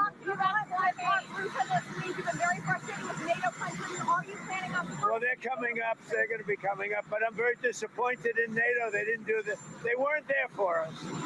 We pay trillions of dollars for NATO, and they weren't there for us. Remember what I said. NATO was not there. Now they want to come up, but there's no real threat anymore. But NATO was not there for us.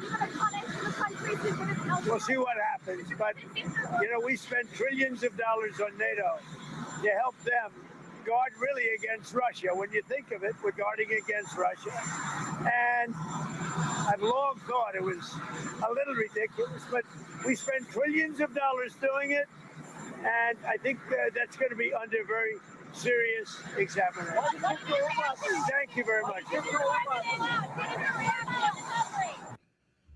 Okay, so we got some comments on NATO, got some comments on the Pope, got the more important comments were around the blockade, basically Trump making the case that the blockade will be starting soon. It will be very effective. And he says Iran is in a bad shape. Iran made clear they will not have a nuclear weapon. S&P, the best it's been all night, 674. It was down 1, now it's down 0.7. A little bit of green off that. And then Trump saying the NATO countries will be coming up to help us. I wonder what that looks like. Like, first of all, what NATO countries are going to be helping? And how big is this blockade going to be? Right? There is a picture that's been going viral on Chinese social media around this like blockade. And I'll see if I can pull it up right here. But I wonder who's going to be working with the U.S. to actually, effectively create the blockade that makes it as effective as what Trump wants it to look like. Cactus, if you have that meme, I'm pretty sure you probably saw it. You can send it again. I did not end up saving it. But, you got the Chinese on social media kind of laughing about this whole double blockade situation that's going on. And I really wonder what happens when a Chinese ship has to confront the U.S. blockade, or if the U.S. ends up making it harder for the Chinese to get access to oil. Trump's going to be meeting Xi pretty soon in May. I wonder if that meeting is still happening. And then I guess we'll see, what ends up happening in this situation. It is becoming more and more of something that, this is the meme right here. I got it. More and more of something that markets are going to have to try to figure out how to interpret this. So this is what people have been tweeting or posting, I guess, in Chinese social media that's gone viral. So that's your Strait of Hormuz from the Iranian toll. And then if you pass that, then you have a U.S. toll here. And I don't exactly know where the U.S. is going to put this blockade. Is it going to be before the Strait or after the Strait? Or like, what is this going to look like? Is the U.S. going to start charging tolls as well? To like just imagine the United States just sets up their own blockade, and they're like, "Yep, this is it. This is the Gulf of Trump. Here you go, or the Strait of Trump," and everyone has to, pay a toll with a gun to their head twice. Yeah, let's get a Russian toll, a China toll, a NATO toll. It's just, oh my gosh, dude. This is the market that we're living in. Yeah, so many tolls, it'll be like living it. I'm going to check how much money I have on my Easy Pass. I freaking got so tired of paying violations and not having enough money. I think a month ago, I put $500 in it. And I was like, I don't want to ever get a notification that I don't have enough to pay a toll. I'm going to check right now how much is left off that 500. 114.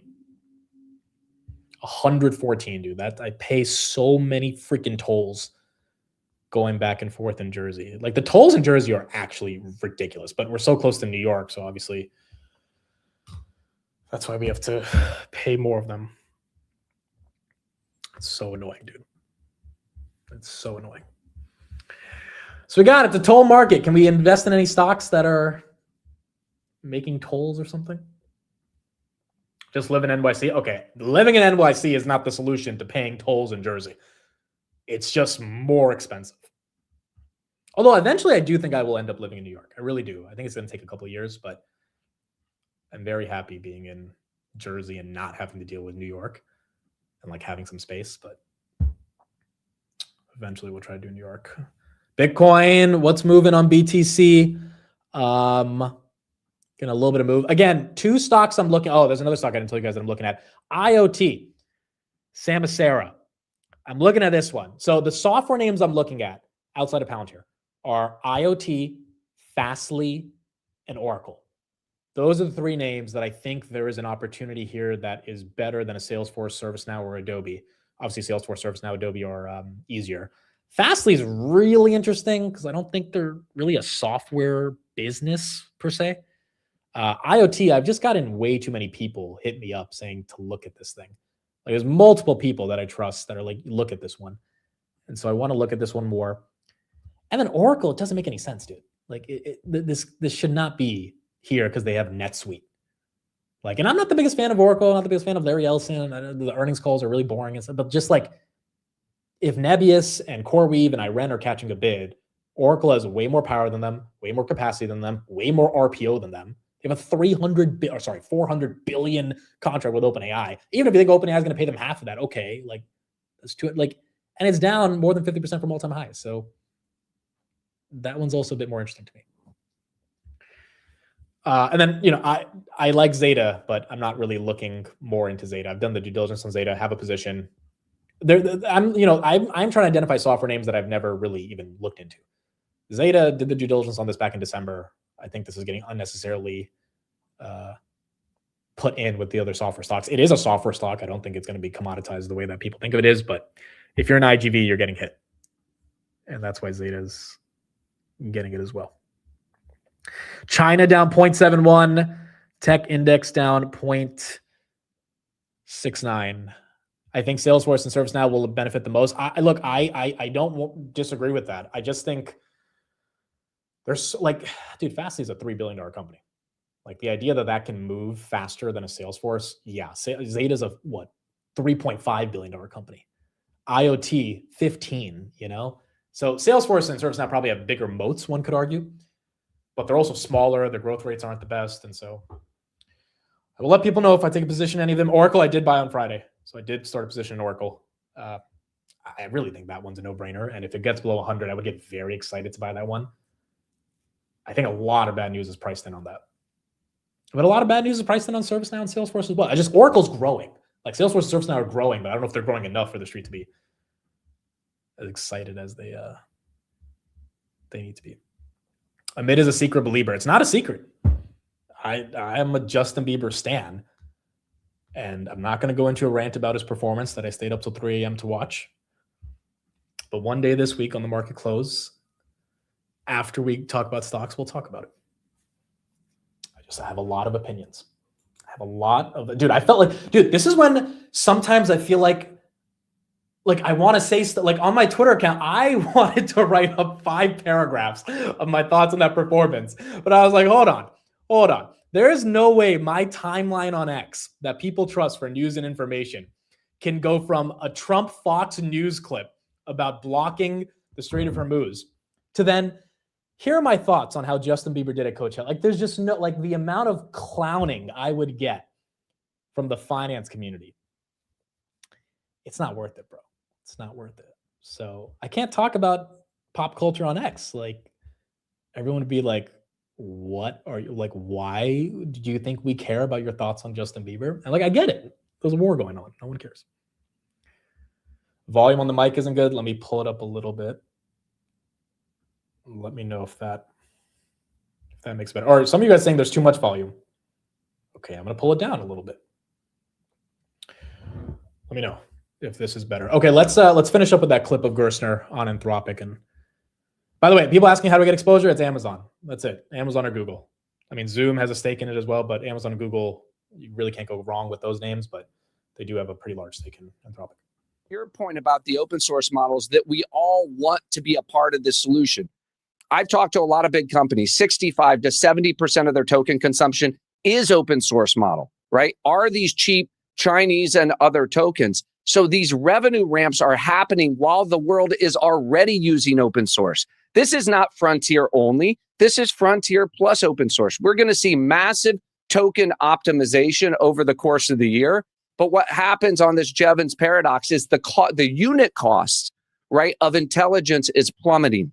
Not the cost of tokens. The unit cost of intelligence is plummeting because the capabilities of these models is so much better. I look at what it does for Altimeter day in and day out. I talked to a major company yesterday. They're on a run rate to do 100 million of token consumption this year on about $5 billion in OpEx. They think that we're now nearing peak employment in their company, but that their intelligence consumption, okay, let's not call it token consumption, right? Because tokens may go up a lot, but their intelligence consumption is going to go up, a lot. So I would leave you with this. We're early, to Chamath's point. We have low penetration of the Global 2000. We have low penetration of the use cases. We have low penetration of...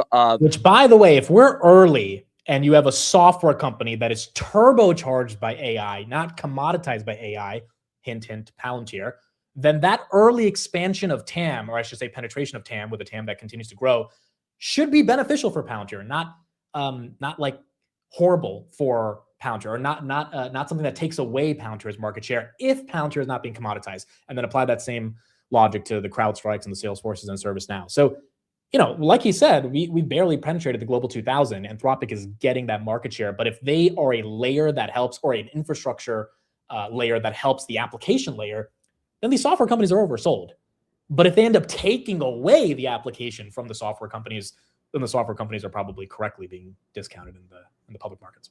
Within the use cases that they're already using, and the models are only getting better. So I think when you look out toward the end of the year, I would not be shocked if you see Anthropic exiting this year at $80 to $100 billion in revenue. Wow. And by the way, doing it at the same time that OpenAI, who is also on the wave, they'll be releasing an incredible model in the next imminently. They're going to be on that wave, and you're going to see an inflection in their revenues as well. Okay, Chamath, question 1 has been answered. Okay, so there's one more part of this that I think is important.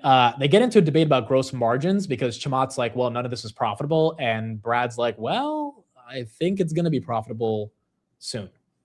The thing that we need to understand is how gross margin negative is this revenue growth. We don't know that. And at least we don't as outsiders. Brad might know. Brad may know. I will tell you, think about this. What are their big cost inputs? The number one cost input is the cost of compute. Cost of compute, right? I just told you they only have 1.5 gigawatts of compute, and they have that 1.5 gigawatts of compute, whether they have $1 billion in revenue or whether they have $80 billion in revenue. So you might actually expect to see these companies, their gross margins are exploding higher. Like the fastest increase in gross margins I've probably seen out of any technology company. So this is not gross margin negative, you're saying? No, definitely not gross margin negative.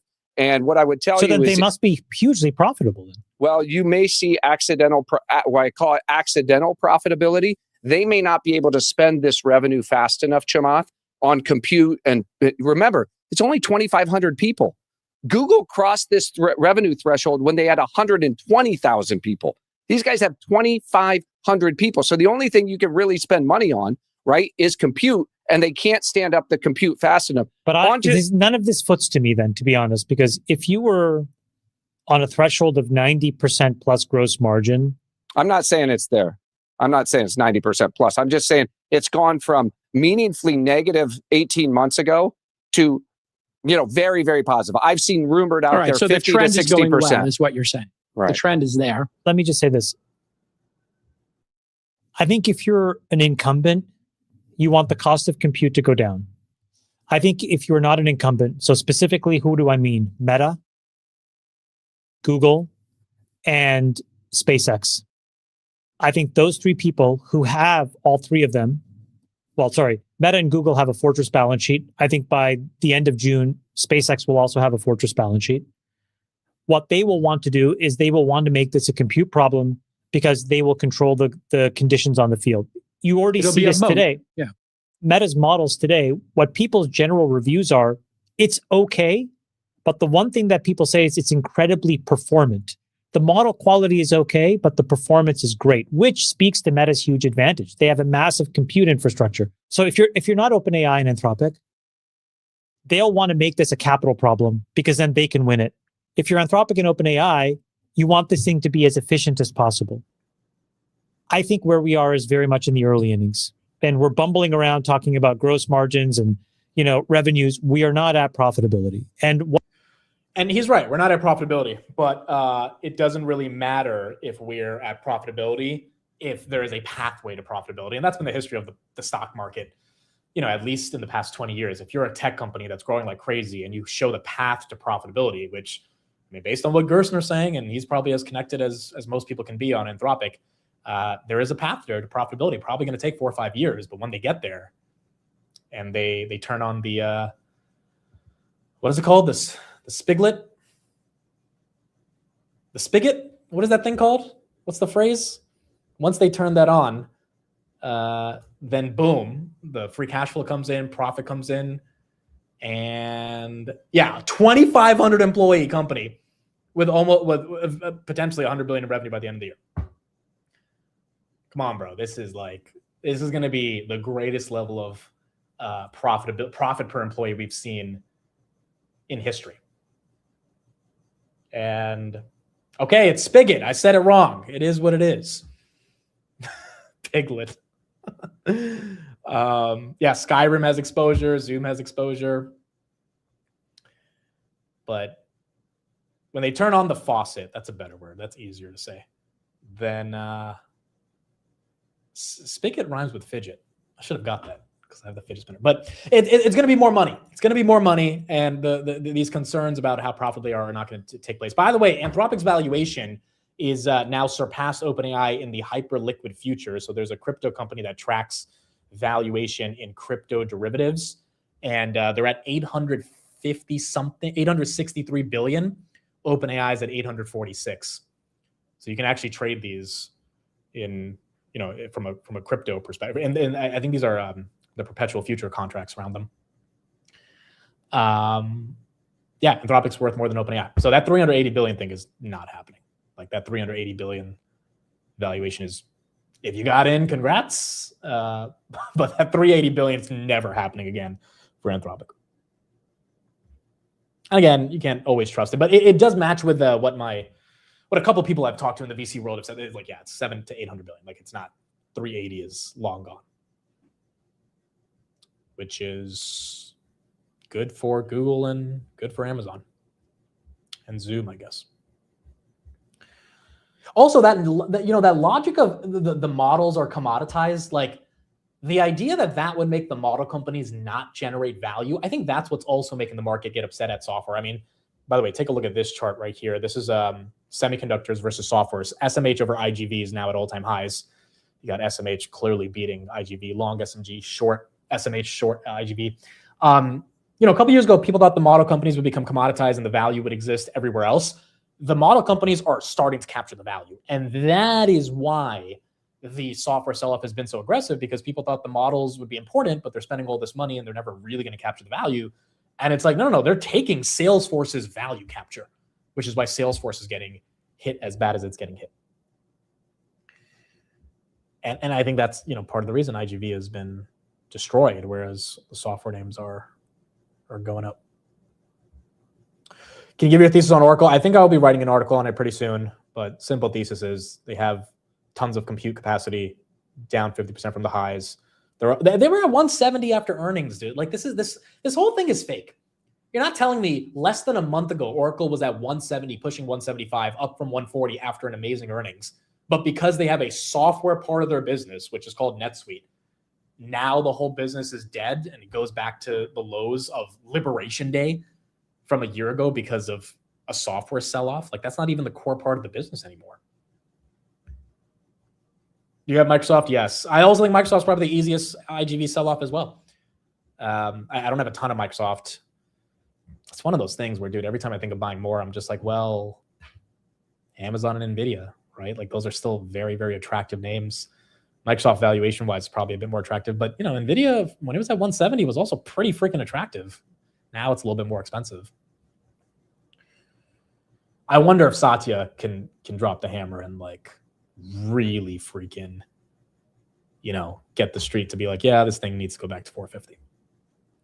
What do you think about SanDisk? So again, memory, it's like the market has agreed. Memory is not a commodity and these stocks deserve a bid. I don't know when the top is for these names, but if there is no top, AKA the memory cycle continues, then Micron, Western Digital, all these names probably have a lot more juice left in them.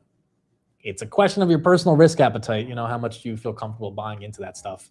But I think we're basically going to see NVIDIA potentially either get a little bit of a gap up or flatline, and all these other semiconductor derivative names in different sectors are like Corning, AAOI, Nebius, all these names that are associated with the broader data center build out have been off like crazy this year. And you have to be selective in the sector, but they are in a bull market. They are not. These stocks are up 100% year to date. And then you got NVIDIA that's barely done anything. Now you get a lot more safety with NVIDIA, but you don't get a lot more alpha with NVIDIA because it's a $5 trillion company.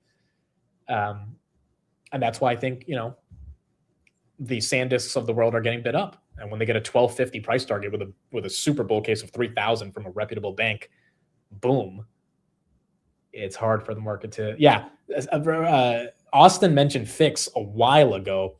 This is HVAC for data centers. This thing's up another 58% this year. I think he mentioned it when it was $700-800. It's doubled since probably like, was it October? It was around that range. If we go to 1 year, yeah, October was around $800. The whole October soybean sell-off did not affect this.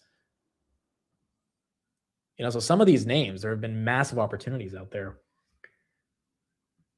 But you've obviously had to be highly selective. Ford P still 8. Yeah, Micron, I think it's still like 9 or something, or 10. It was 5 at one point. What do you think of DRAM ETF? It's you're buying memory at that point, right? I don't think there's anything good or bad about it. It's just if you're bullish memory, DRAM looks like a relatively sophisticated ETF with all the memory stocks. If you're not, then it's probably something to go long or short, you know, based on how you position memory in the portfolio.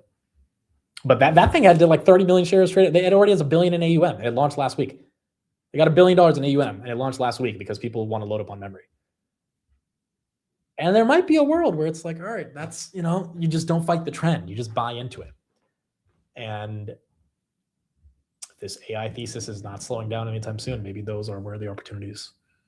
I mean, it's been better than Tesla this year. It's been better than Palantir. It's been better than all the winners of last year. Quite frankly, of the past 2 years, SoFi, Tesla, Robinhood, Palantir, Rocket Lab, they've all been hit disgustingly this year. They might have had little runs in January, but they've all gotten destroyed.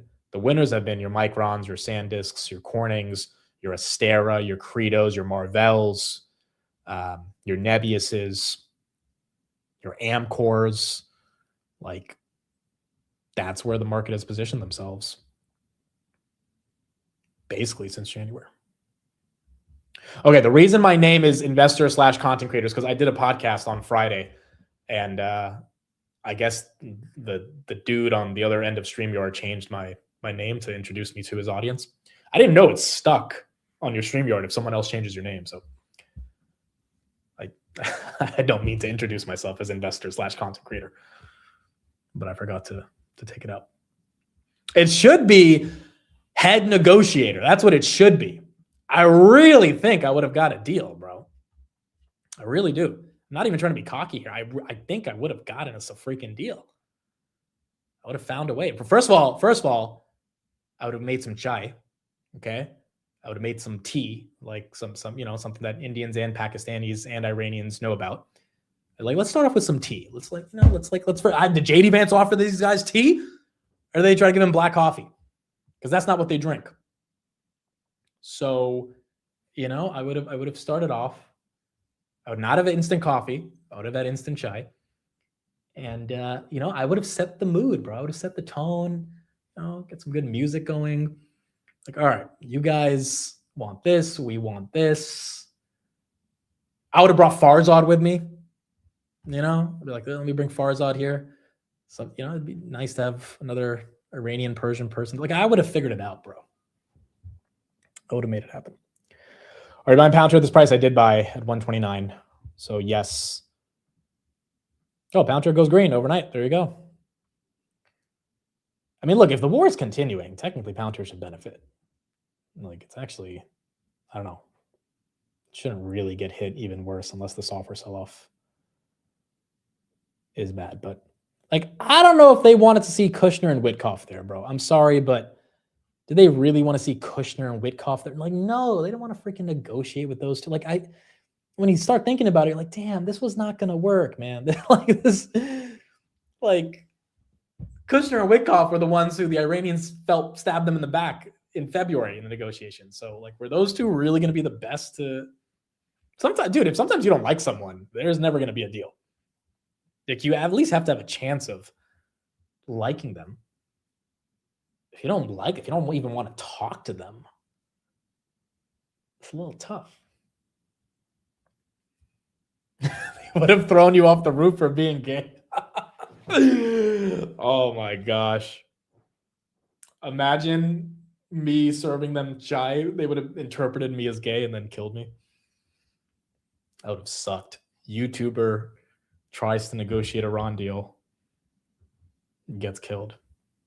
Even though I'm not even gay, bro. That's not even the worst part. Why did you buy shares instead of sell deep cash secured puts?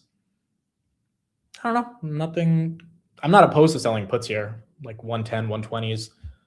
I don't know. I thought at 129, after being down from 155, enough was enough. It went down to 122, gapped up back up to 129. We'll see if we retest those 122 lows. If we get into the 115s, I'll probably buy another batch of shares. But I just felt like at 129 it was too much. And Trump saved it. I mean, we would have closed below 120 on Friday without the Trump tweet. I'm convinced we were falling, bro. It was ugly. It was just so bad. And then that moment where Trump said the ticker, it just shifted everything. And so I think that ended up helping, at least for now. Okay, are we done? Amit's new Tinder profile is head negotiator. I did say, I mean, dude, if Ayatollah means supreme leader, wouldn't it be so cool to have your girlfriend call you Ayatollah instead of babe? Like, babe is so basic. It's like, no, call me Ayatollah, dude. Supreme leader, baby. It's not a crazy name. Do we have any other headlines? We'll obviously have the market open tomorrow. We'll see what we've got going on. This was Dan Ives for a minute on Friday saying the sell-off on Palantir is stupid. It's a double next 12 to 18 months. Here. A double. Aren't you getting tired, Dan, of this narrative? You mentioned this is a fairy tale, but the world or the market sometimes thinks that the world is going to be dominated by, what, 3 companies? Anthropic, ChatGPT, and probably another model I'm not even thinking of right now. I mean, it's ridiculous. Or Gemini, for that matter. But there's other companies that are going to succeed in this backdrop, Dan. Well, I think the problem is that a lot of the bear thesis, it's from people in the 30th floor of a New York City office building where, wearing the sweater, vest, no sleeves. The point is, when you go out and you talk to customers and you talk to CISOs and you talk to CIOs and you see the architecture, it's exactly that. You are going to have massive booms across infrastructure, software, across tools, a lot of the, what I believe are really going to be some of the new entrants and the install-based players. And I think it's this ghost narrative that you're fighting. Some will be disintermediated, but the reality is that I think it's the most disconnected trade that I've seen in tech since covering in the late 90s. I think he's right. That doesn't mean you go out and go crazy buying software, but I think if you have a favorite software name, it's probably closer to being oversold than overvalued. People still point to the PEs of some of these software names and say it's still like, look, I get it, but if we're always judging a business on its PE, you can never invest in a lot of these tech stocks. I mean, these PEs seem crazy, and I'm not saying ServiceNow needs a 300 PE or Palantir needs a 700 PE, but at the end of the day, one thing that I think Tom Lee has been right about for the past couple of years is that when a stock has a massive drawdown, it's still a stock at the end of the day. It's very disconnected from valuation or this or that, or like all these other variables that are external to the fact that the price has gone from here to here. And I think the biggest example of this is Tesla. Like, why does Tesla still hold a premium valuation outside of the whole Elon empire? Is that when people see it go down so much, they buy. And it's not just people, it's institutions. They take a chance on it and they're like, it's probably not, they don't get greedy enough to say it's going to go down that much lower. So ServiceNow down from 190 to 80, unless, the earnings completely dissipate to the point where the PE is so relevant because there is no more E, or the level of E's growth is non-existent, then yeah, it's probably going to, much lower, 30, 40, $50, another 40% retracement. But if that's not happening, there will still be some level of premium valuation because at the end of the day, it's a stock market and people step in. And it's not crazy to imagine that people step in on a lot of these names that just feel aggressively oversold. But with some of the names that have a great multiple and are oversold, like a freaking Microsoft, that's what makes it feel a bit more excited. Pound earnings is in 3 weeks. That's correct. What do you think about TTD? So I don't know enough about the business, but it does feel like Zeta is coming after TTD's lunch. I'd rather be long Zeta than TTD here. If we're going for advertising, or I'd rather be long AppLovin, dude. Like, I don't think AppLovin is dead, and it's down from $800. You know, I'm not saying it's the cheapest stock out there, but TTD for advertising seems like a falling knife, and it has been for a while. Yeah, VG's up 7-8%.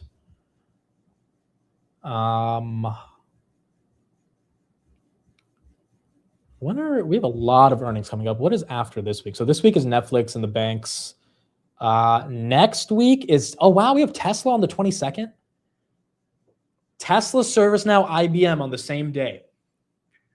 That's going to be a big one. All right, so April 22nd, Tesla, ServiceNow, IBM. Those will be a bit bigger. LWLG, that's had a great run. Another photonics play. Yup, 350 to 10. Like a lot of these photonics plays has made a massive move. But, you know, the AI small cap infrastructure names have won.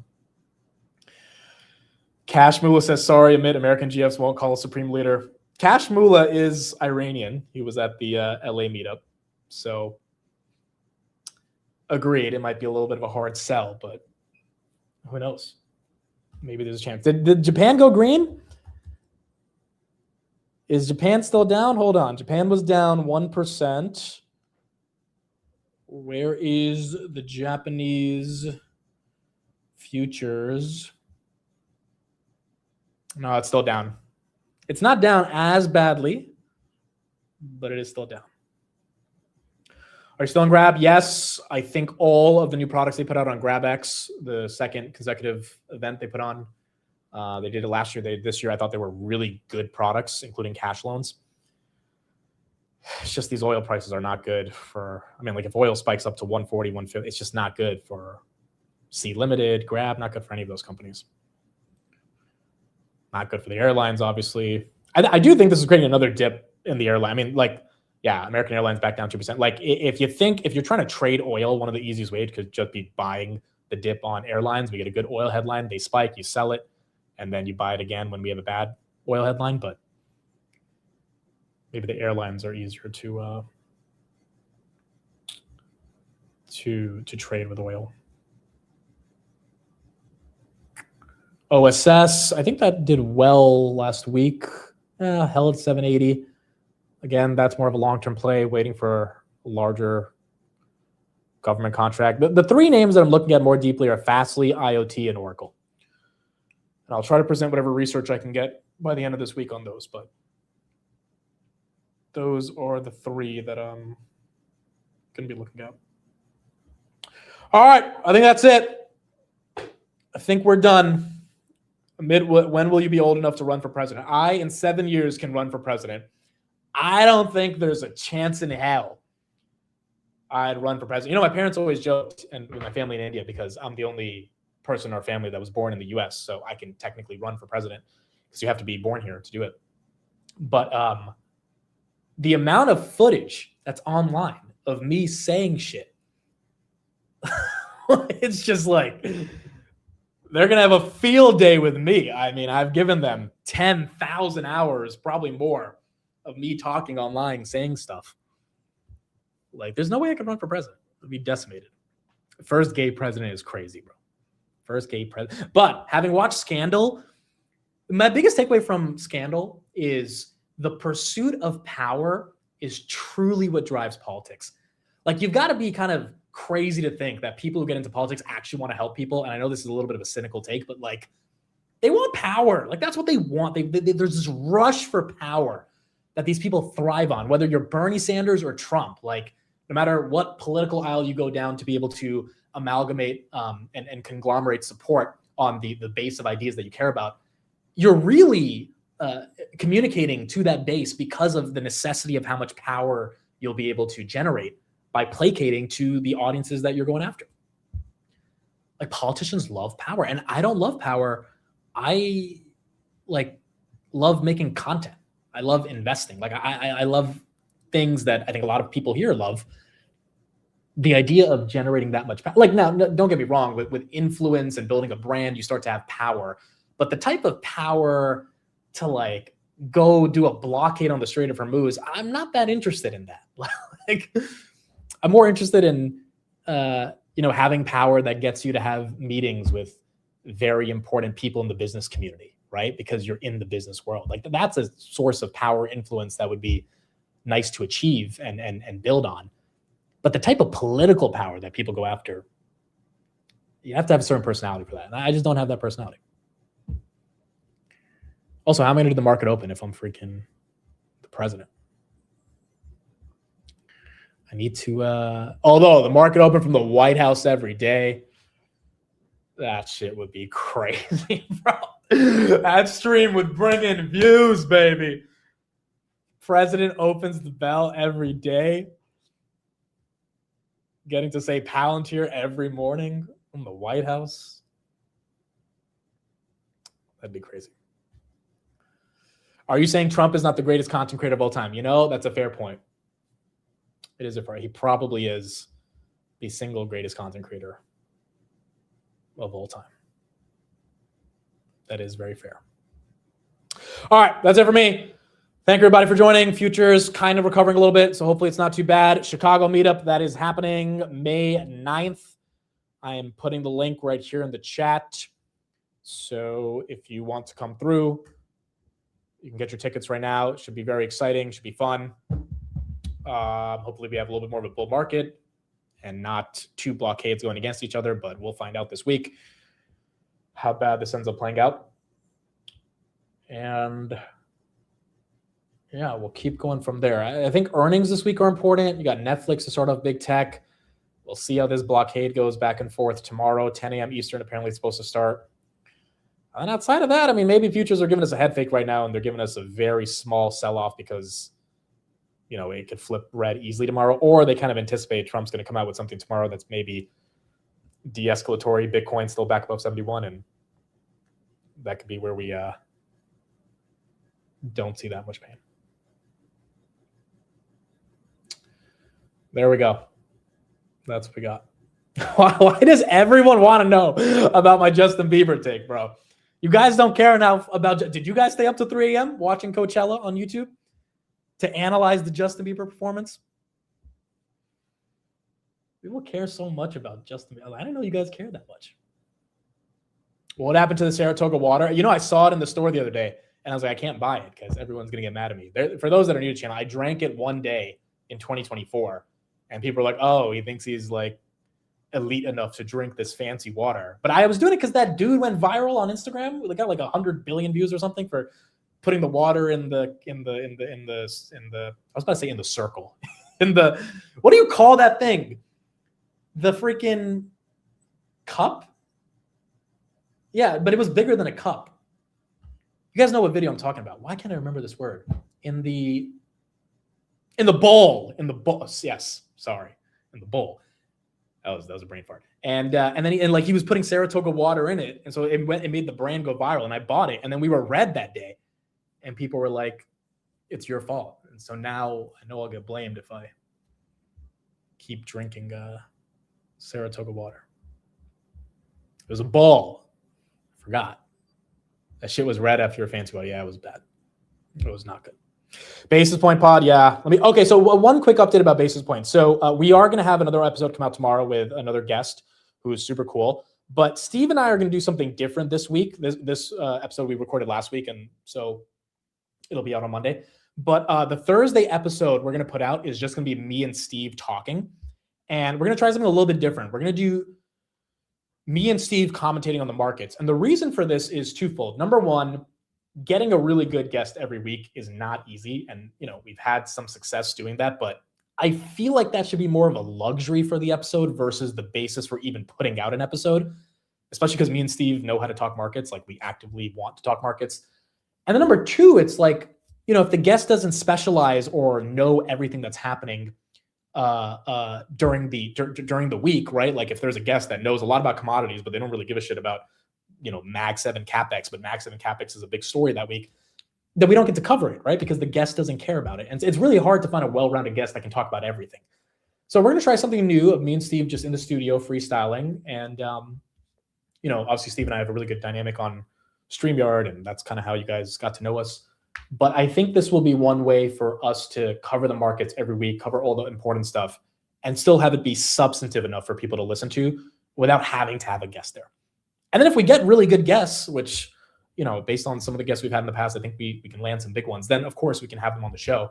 But I want it to be a routine where people are locked in every Thursday and we don't have an excuse that we don't have a guest, so we can't record every Thursday.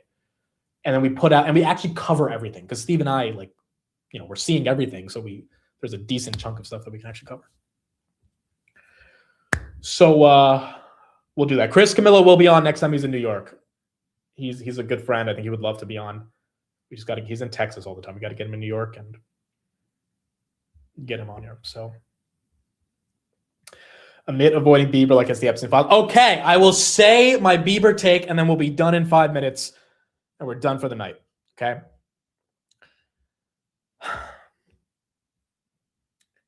So for those that don't know, Justin Bieber, headline of Coachella, got paid $10 million. Okay. If you don't care about this, you can leave, but this is very personal to me.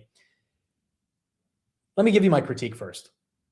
The first hour of the performance were songs that no one cares about. Okay.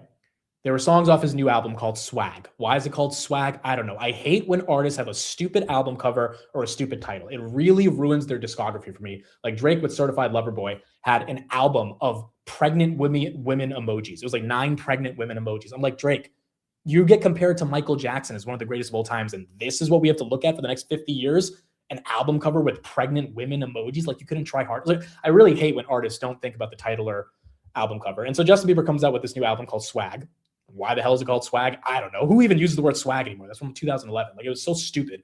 And none of the songs are good, bro. There's 2 good songs, Daisies and Yukon. Okay, there's 2 good songs. So the first hour is him performing all this shit that no one knows. The crowd is dead silent. And by the way, people literally called Coachella Biebercello. People came to Coachella for Justin freaking Bieber. Some people might not care about him, but he has had a huge nostalgic impact on anyone who's approaching 30, because we grew up with the guy. And so the first hour, I'm watching this on YouTube, and I'm on Twitter, and I'm searching up Justin Bieber, and all the comments are what is he doing? Why is he not playing his greatest hits? It's all just it's shit that no one even knows the words to. So first off, I'm just you don't have to play these songs that no one knows. You're headlining Coachella. You got paid $10 million, and you're playing shit that no one cares about. So that was the first part I hated. And then the second part I hated is the way that he ends up singing his hits. Is he puts a YouTube on a laptop connected to the big screen of Coachella, and he pulls up his old YouTube videos. Okay. And he's pulling up these YouTube videos, and he's karaokeing his YouTube videos in Coachella. So the biggest hits, Baby, or What Do You Mean, or Sorry, or all this stuff, he's playing on a laptop. I'm trying to get some footage of this. And he's not actually really singing or performing it. It's just a laptop of him. I can't play the music. Is the mic bad? Mic bad. Let me switch it real quick. Make sure it's good.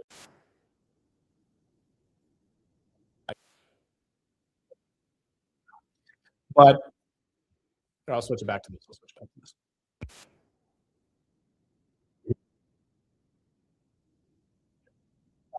Okay. I actually figured out what messes up the mic. Is it good now?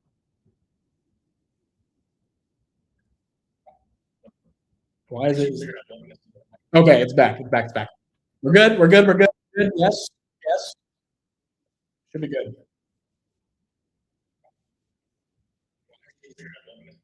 Is it? No, it's still weird. Okay, hold on. Give me 1 sec. Give me 1 sec. Give me 1 sec.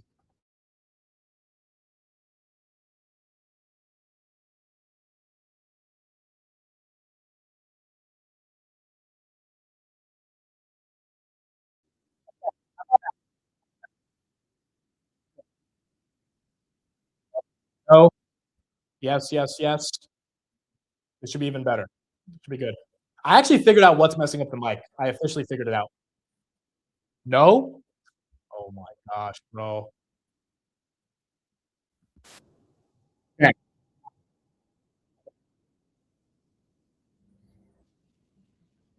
Better? Yes, yes, good. Good. You guys are trolling now. Everyone is saying no.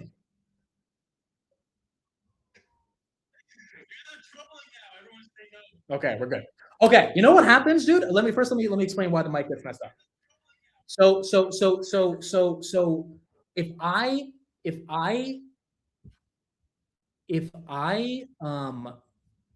if the mic is on, okay, the mic is on, and then a video plays on YouTube.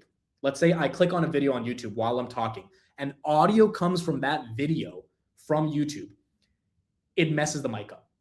So I have to make sure my computer's always on mute if the mic is open, because if the mic like hears audio from the YouTube video, then it ends up messing up and it turns into the fishbowl, and then I have to take it out and put it back in. So I need to constantly make sure that my audio is not on my computer. But I play a lot of clips, so the audio ends up coming up. But anyway, okay, so this is what Justin's doing, right? So during this whole this performance, right, after the freaking the songs that no one gives a shit about, like, this is what he's doing. He's playing the Baby music video, which has billions of views on YouTube, and he's then singing on it.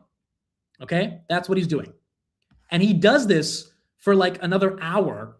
The worst part of this is he's not actually performing the content or the music. He's like flipping through all of his different freaking greatest hits, and he's playing like a minute or 2 minutes of it, or 3 minutes of it, or not even 3 minutes. I mean, it's like usually a minute 30 off all these different songs. And so it was really, really weird, because it's like the dude's not actually performing. He's just playing these random videos. And then it gets to a point. Where he's playing freaking like memes in front of 100,000 people. Got him! Got him!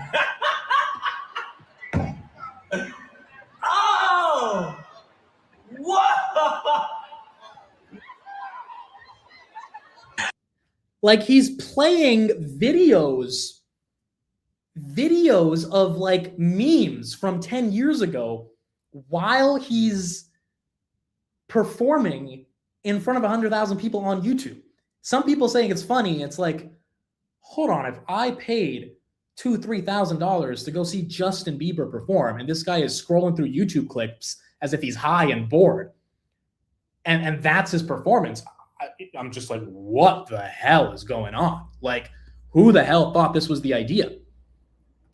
This was one of the funniest moments. Katy Perry was there, and she was like, thank God he has YouTube Premium. Otherwise, we'd have to sit through ads. Thank God he's premium. I don't want to see no ads. Like, it was so weird. The first hour was music that no one cares about.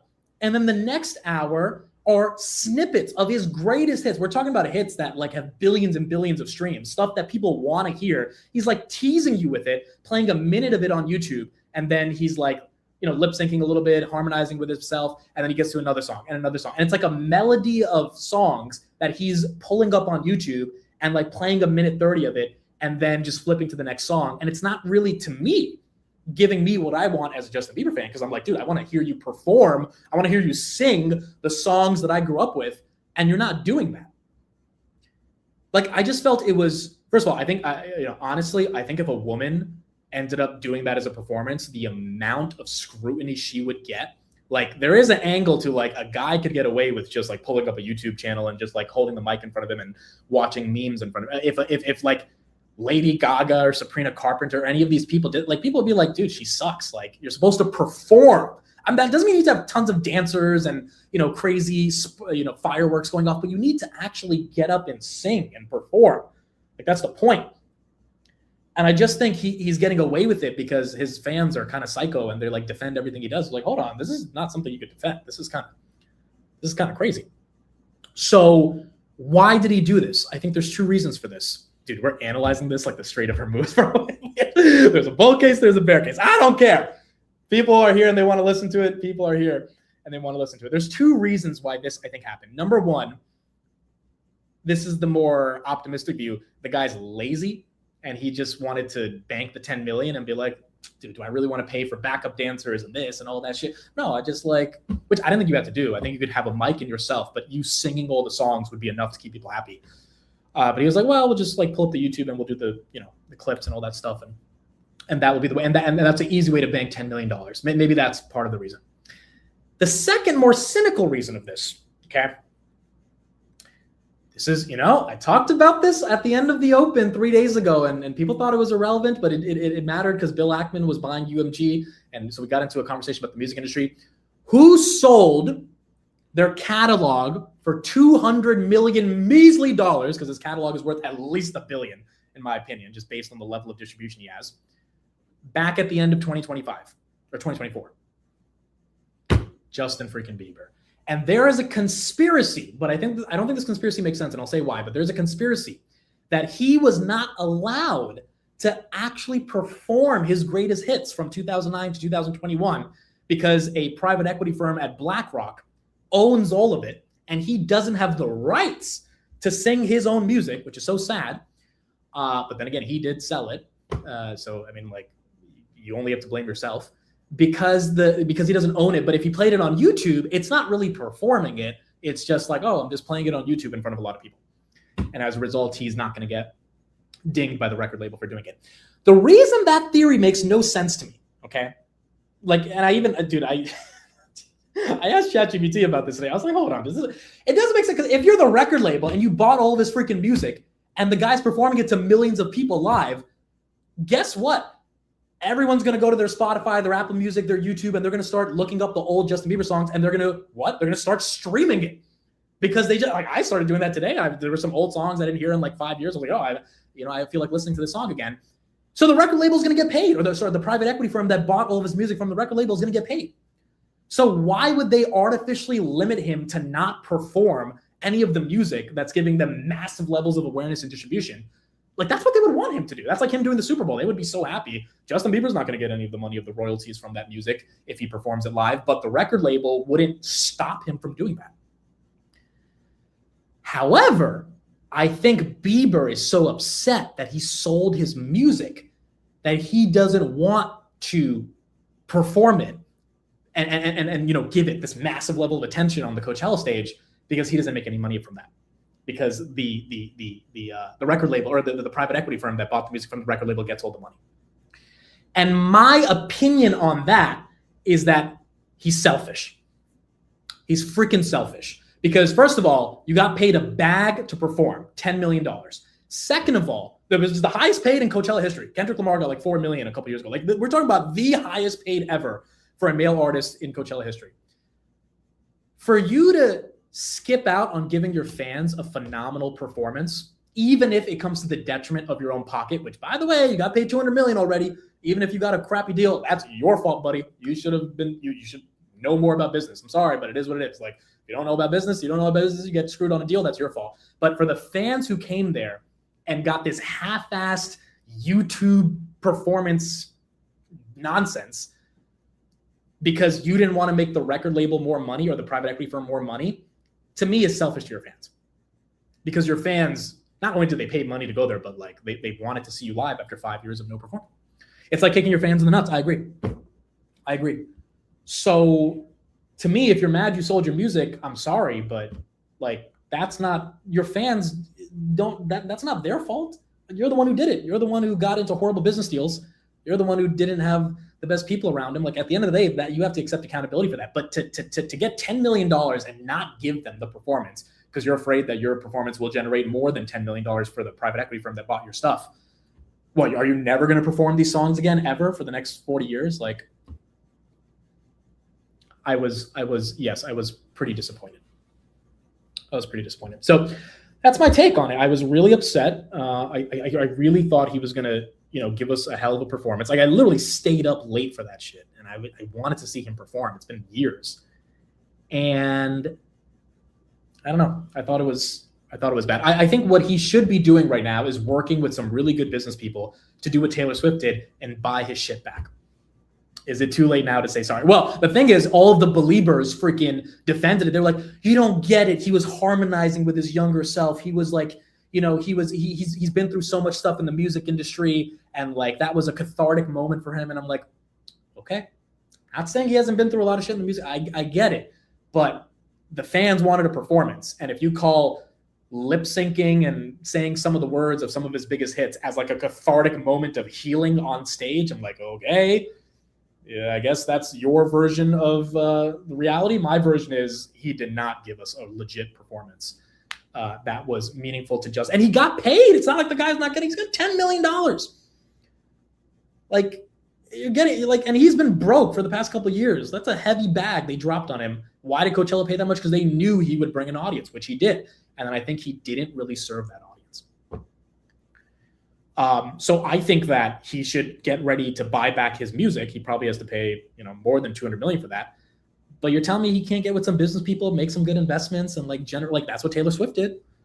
And she ended up buying back all of her music, and now she has all of her masters and then publishing. And I don't know. I think that's the route for him to feel happy about getting his music again. But the guy, I don't know. I've psychoanalyzed Justin Bieber a lot. I think he's a narcissist. If you see the way that he treats people, like that's my own personal opinion. So I think it's going to be very hard for him to go down a sophisticated path to generate that level of business momentum again, especially after he sold for the amount he sold at.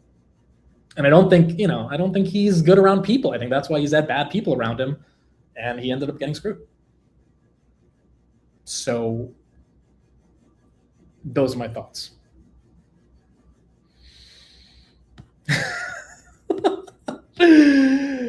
You're talking so intensely about this like it's the Iran war. It is. It was pretty freaking intense last night. I'm listening to it and I'm like, this is and it's not just me. I went on Twitter and I saw people commenting like, this is horrible. Like this is so bad. And you'll have people defending it because they don't want to, you know, be on the wrong side of the perception of Justin Bieber. But I'm like, this was not good. This was not really good. So that's it. That's my rant.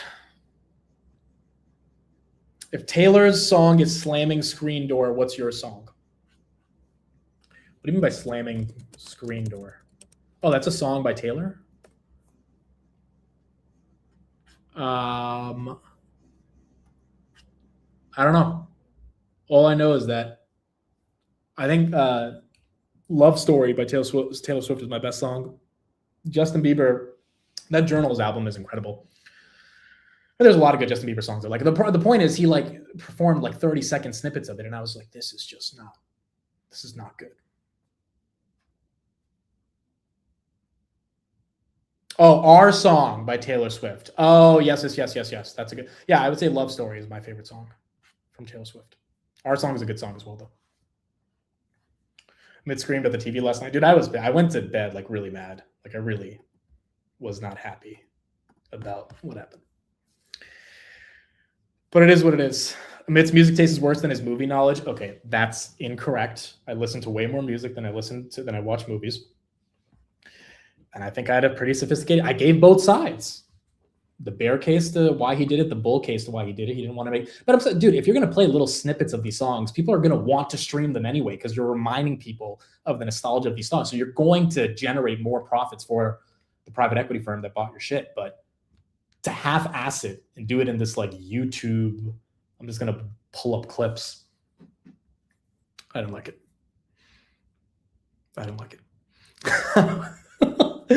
I would rather listen to your stupid bell for 100 years than ever, and I mean ever, hear another Justin Bieber rant. I told people, if you don't want to listen, you can leave.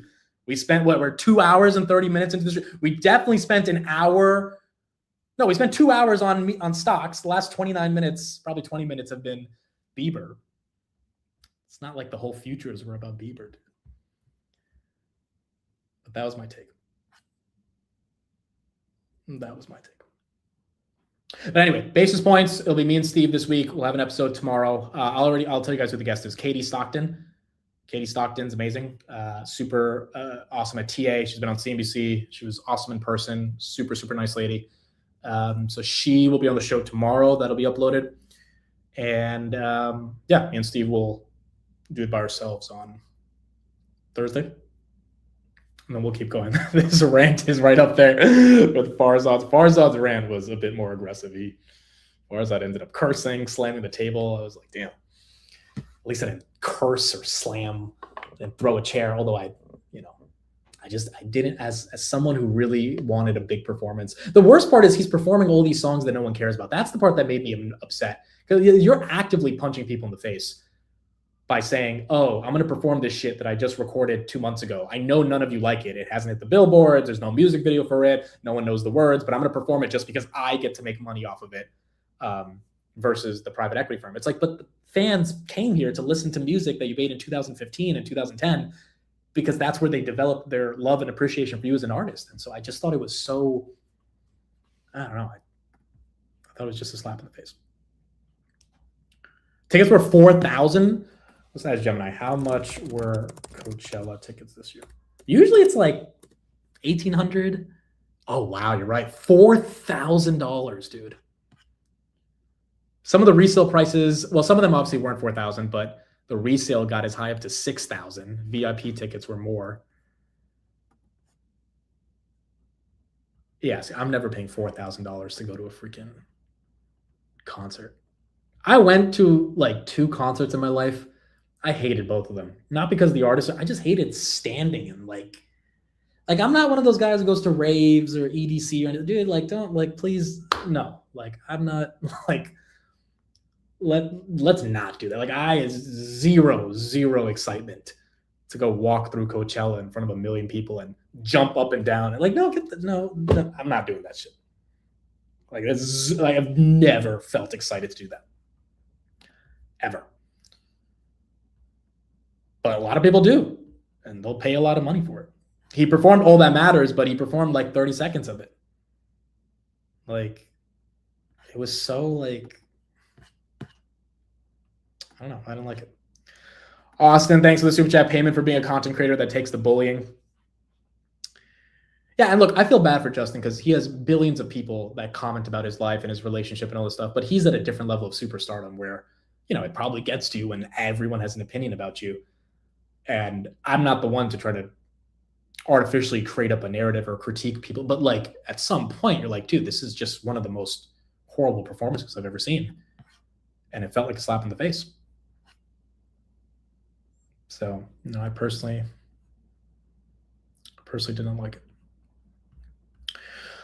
Okay, I think that is it. We're done with the rant. We don't ever have to do this again unless he performs again.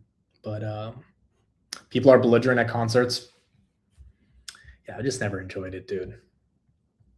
Like the couple that I've been to. Now, sports games, like the Lakers game was crazy. That was fun. But a concert is not the same thing. But if it's like an artist I really love, you have to really care about that. Okay, cool. So I think that's it. Big content creator, invest in Justin Bieber critic. That's what we got. Spencer, thanks for the super chat payment to outdo Austin's. Also, Bieber's innocent because he's hot. I mean, look, Justin Bieber has always been very like physically attractive to girls since he just entered the music industry, right? People have always loved the aesthetic of JB, and his voice has transformed, all that stuff. Like there's an allure about Justin Bieber that people love, especially women. And the amount of like Biebercella videos and TikToks that were out there. So many girls bought tickets to get a really amazing Justin Bieber performance, but they didn't get it. It's not gay to say he's hot, bro. It's not freaking gay. There's some men who are just objectively attractive. Like, get out of here. You're telling me Leo DiCaprio in Titanic wasn't hot? Like, you can be if you're a guy and you can't say that another guy was objectively hot, you're obviously very insecure about your sexuality. Like, it's not even, like, don't give me that shit, bro. You can say another guy is hot. Just like a girl can say another girl is hot. Doesn't mean she's gay and she only wants to, like, be with girls. Like, literally nothing anyone can say can convince me that's gay. How's it gay? Brad Pitt, Leo DiCaprio, objectively, they're hot. It is what it is. You're not going to rage bait me into thinking that's, like, weird to say that. Its viewer account crashed from Bieber talk, like the Strait of Hormuz took the market down. I should do this rant in the morning. We should start off the market open and be like, guys, before we get into at 8:46, I want to talk about Coachella. People would be so pissed, bro. Imagine I go from 8:45 to 9:29 about this rant. I'm just ignoring the chat, ignoring the comment, like just straight up ranting about justice. People will be like, what the fuck is going on? That would be hilarious to do. That would actually be hilarious, but it would be more hilarious on a day where there's no stock market news, and every single day there's just so much stock market news. Okay, cool. That's it. Thank everybody. Spencer, thanks for the super chat. Austin, thank you for the super chat. We'll be back tomorrow. We'll see what ends up happening. I mean, we are getting a bit of recovery here. It's not as ugly. Palantir actually up 1%. Not bad. Palantir, the only software name. The only software name.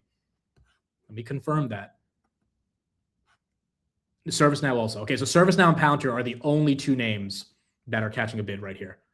The smallest of bids, but they're catching it, which maybe means software doesn't get decimated tomorrow. Bitcoin, 71. Tesla still down. S&P down 0.7. Not too crazy. Hopefully it's not going to be too bad tomorrow.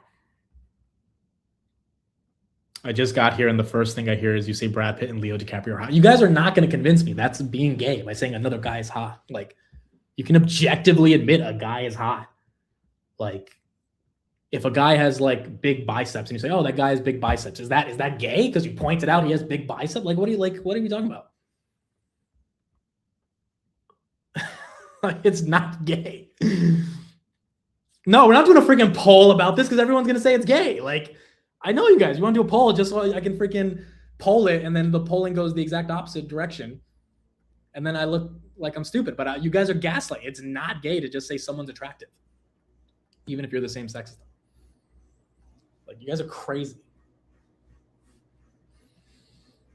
It sounds gay though. It is what it is.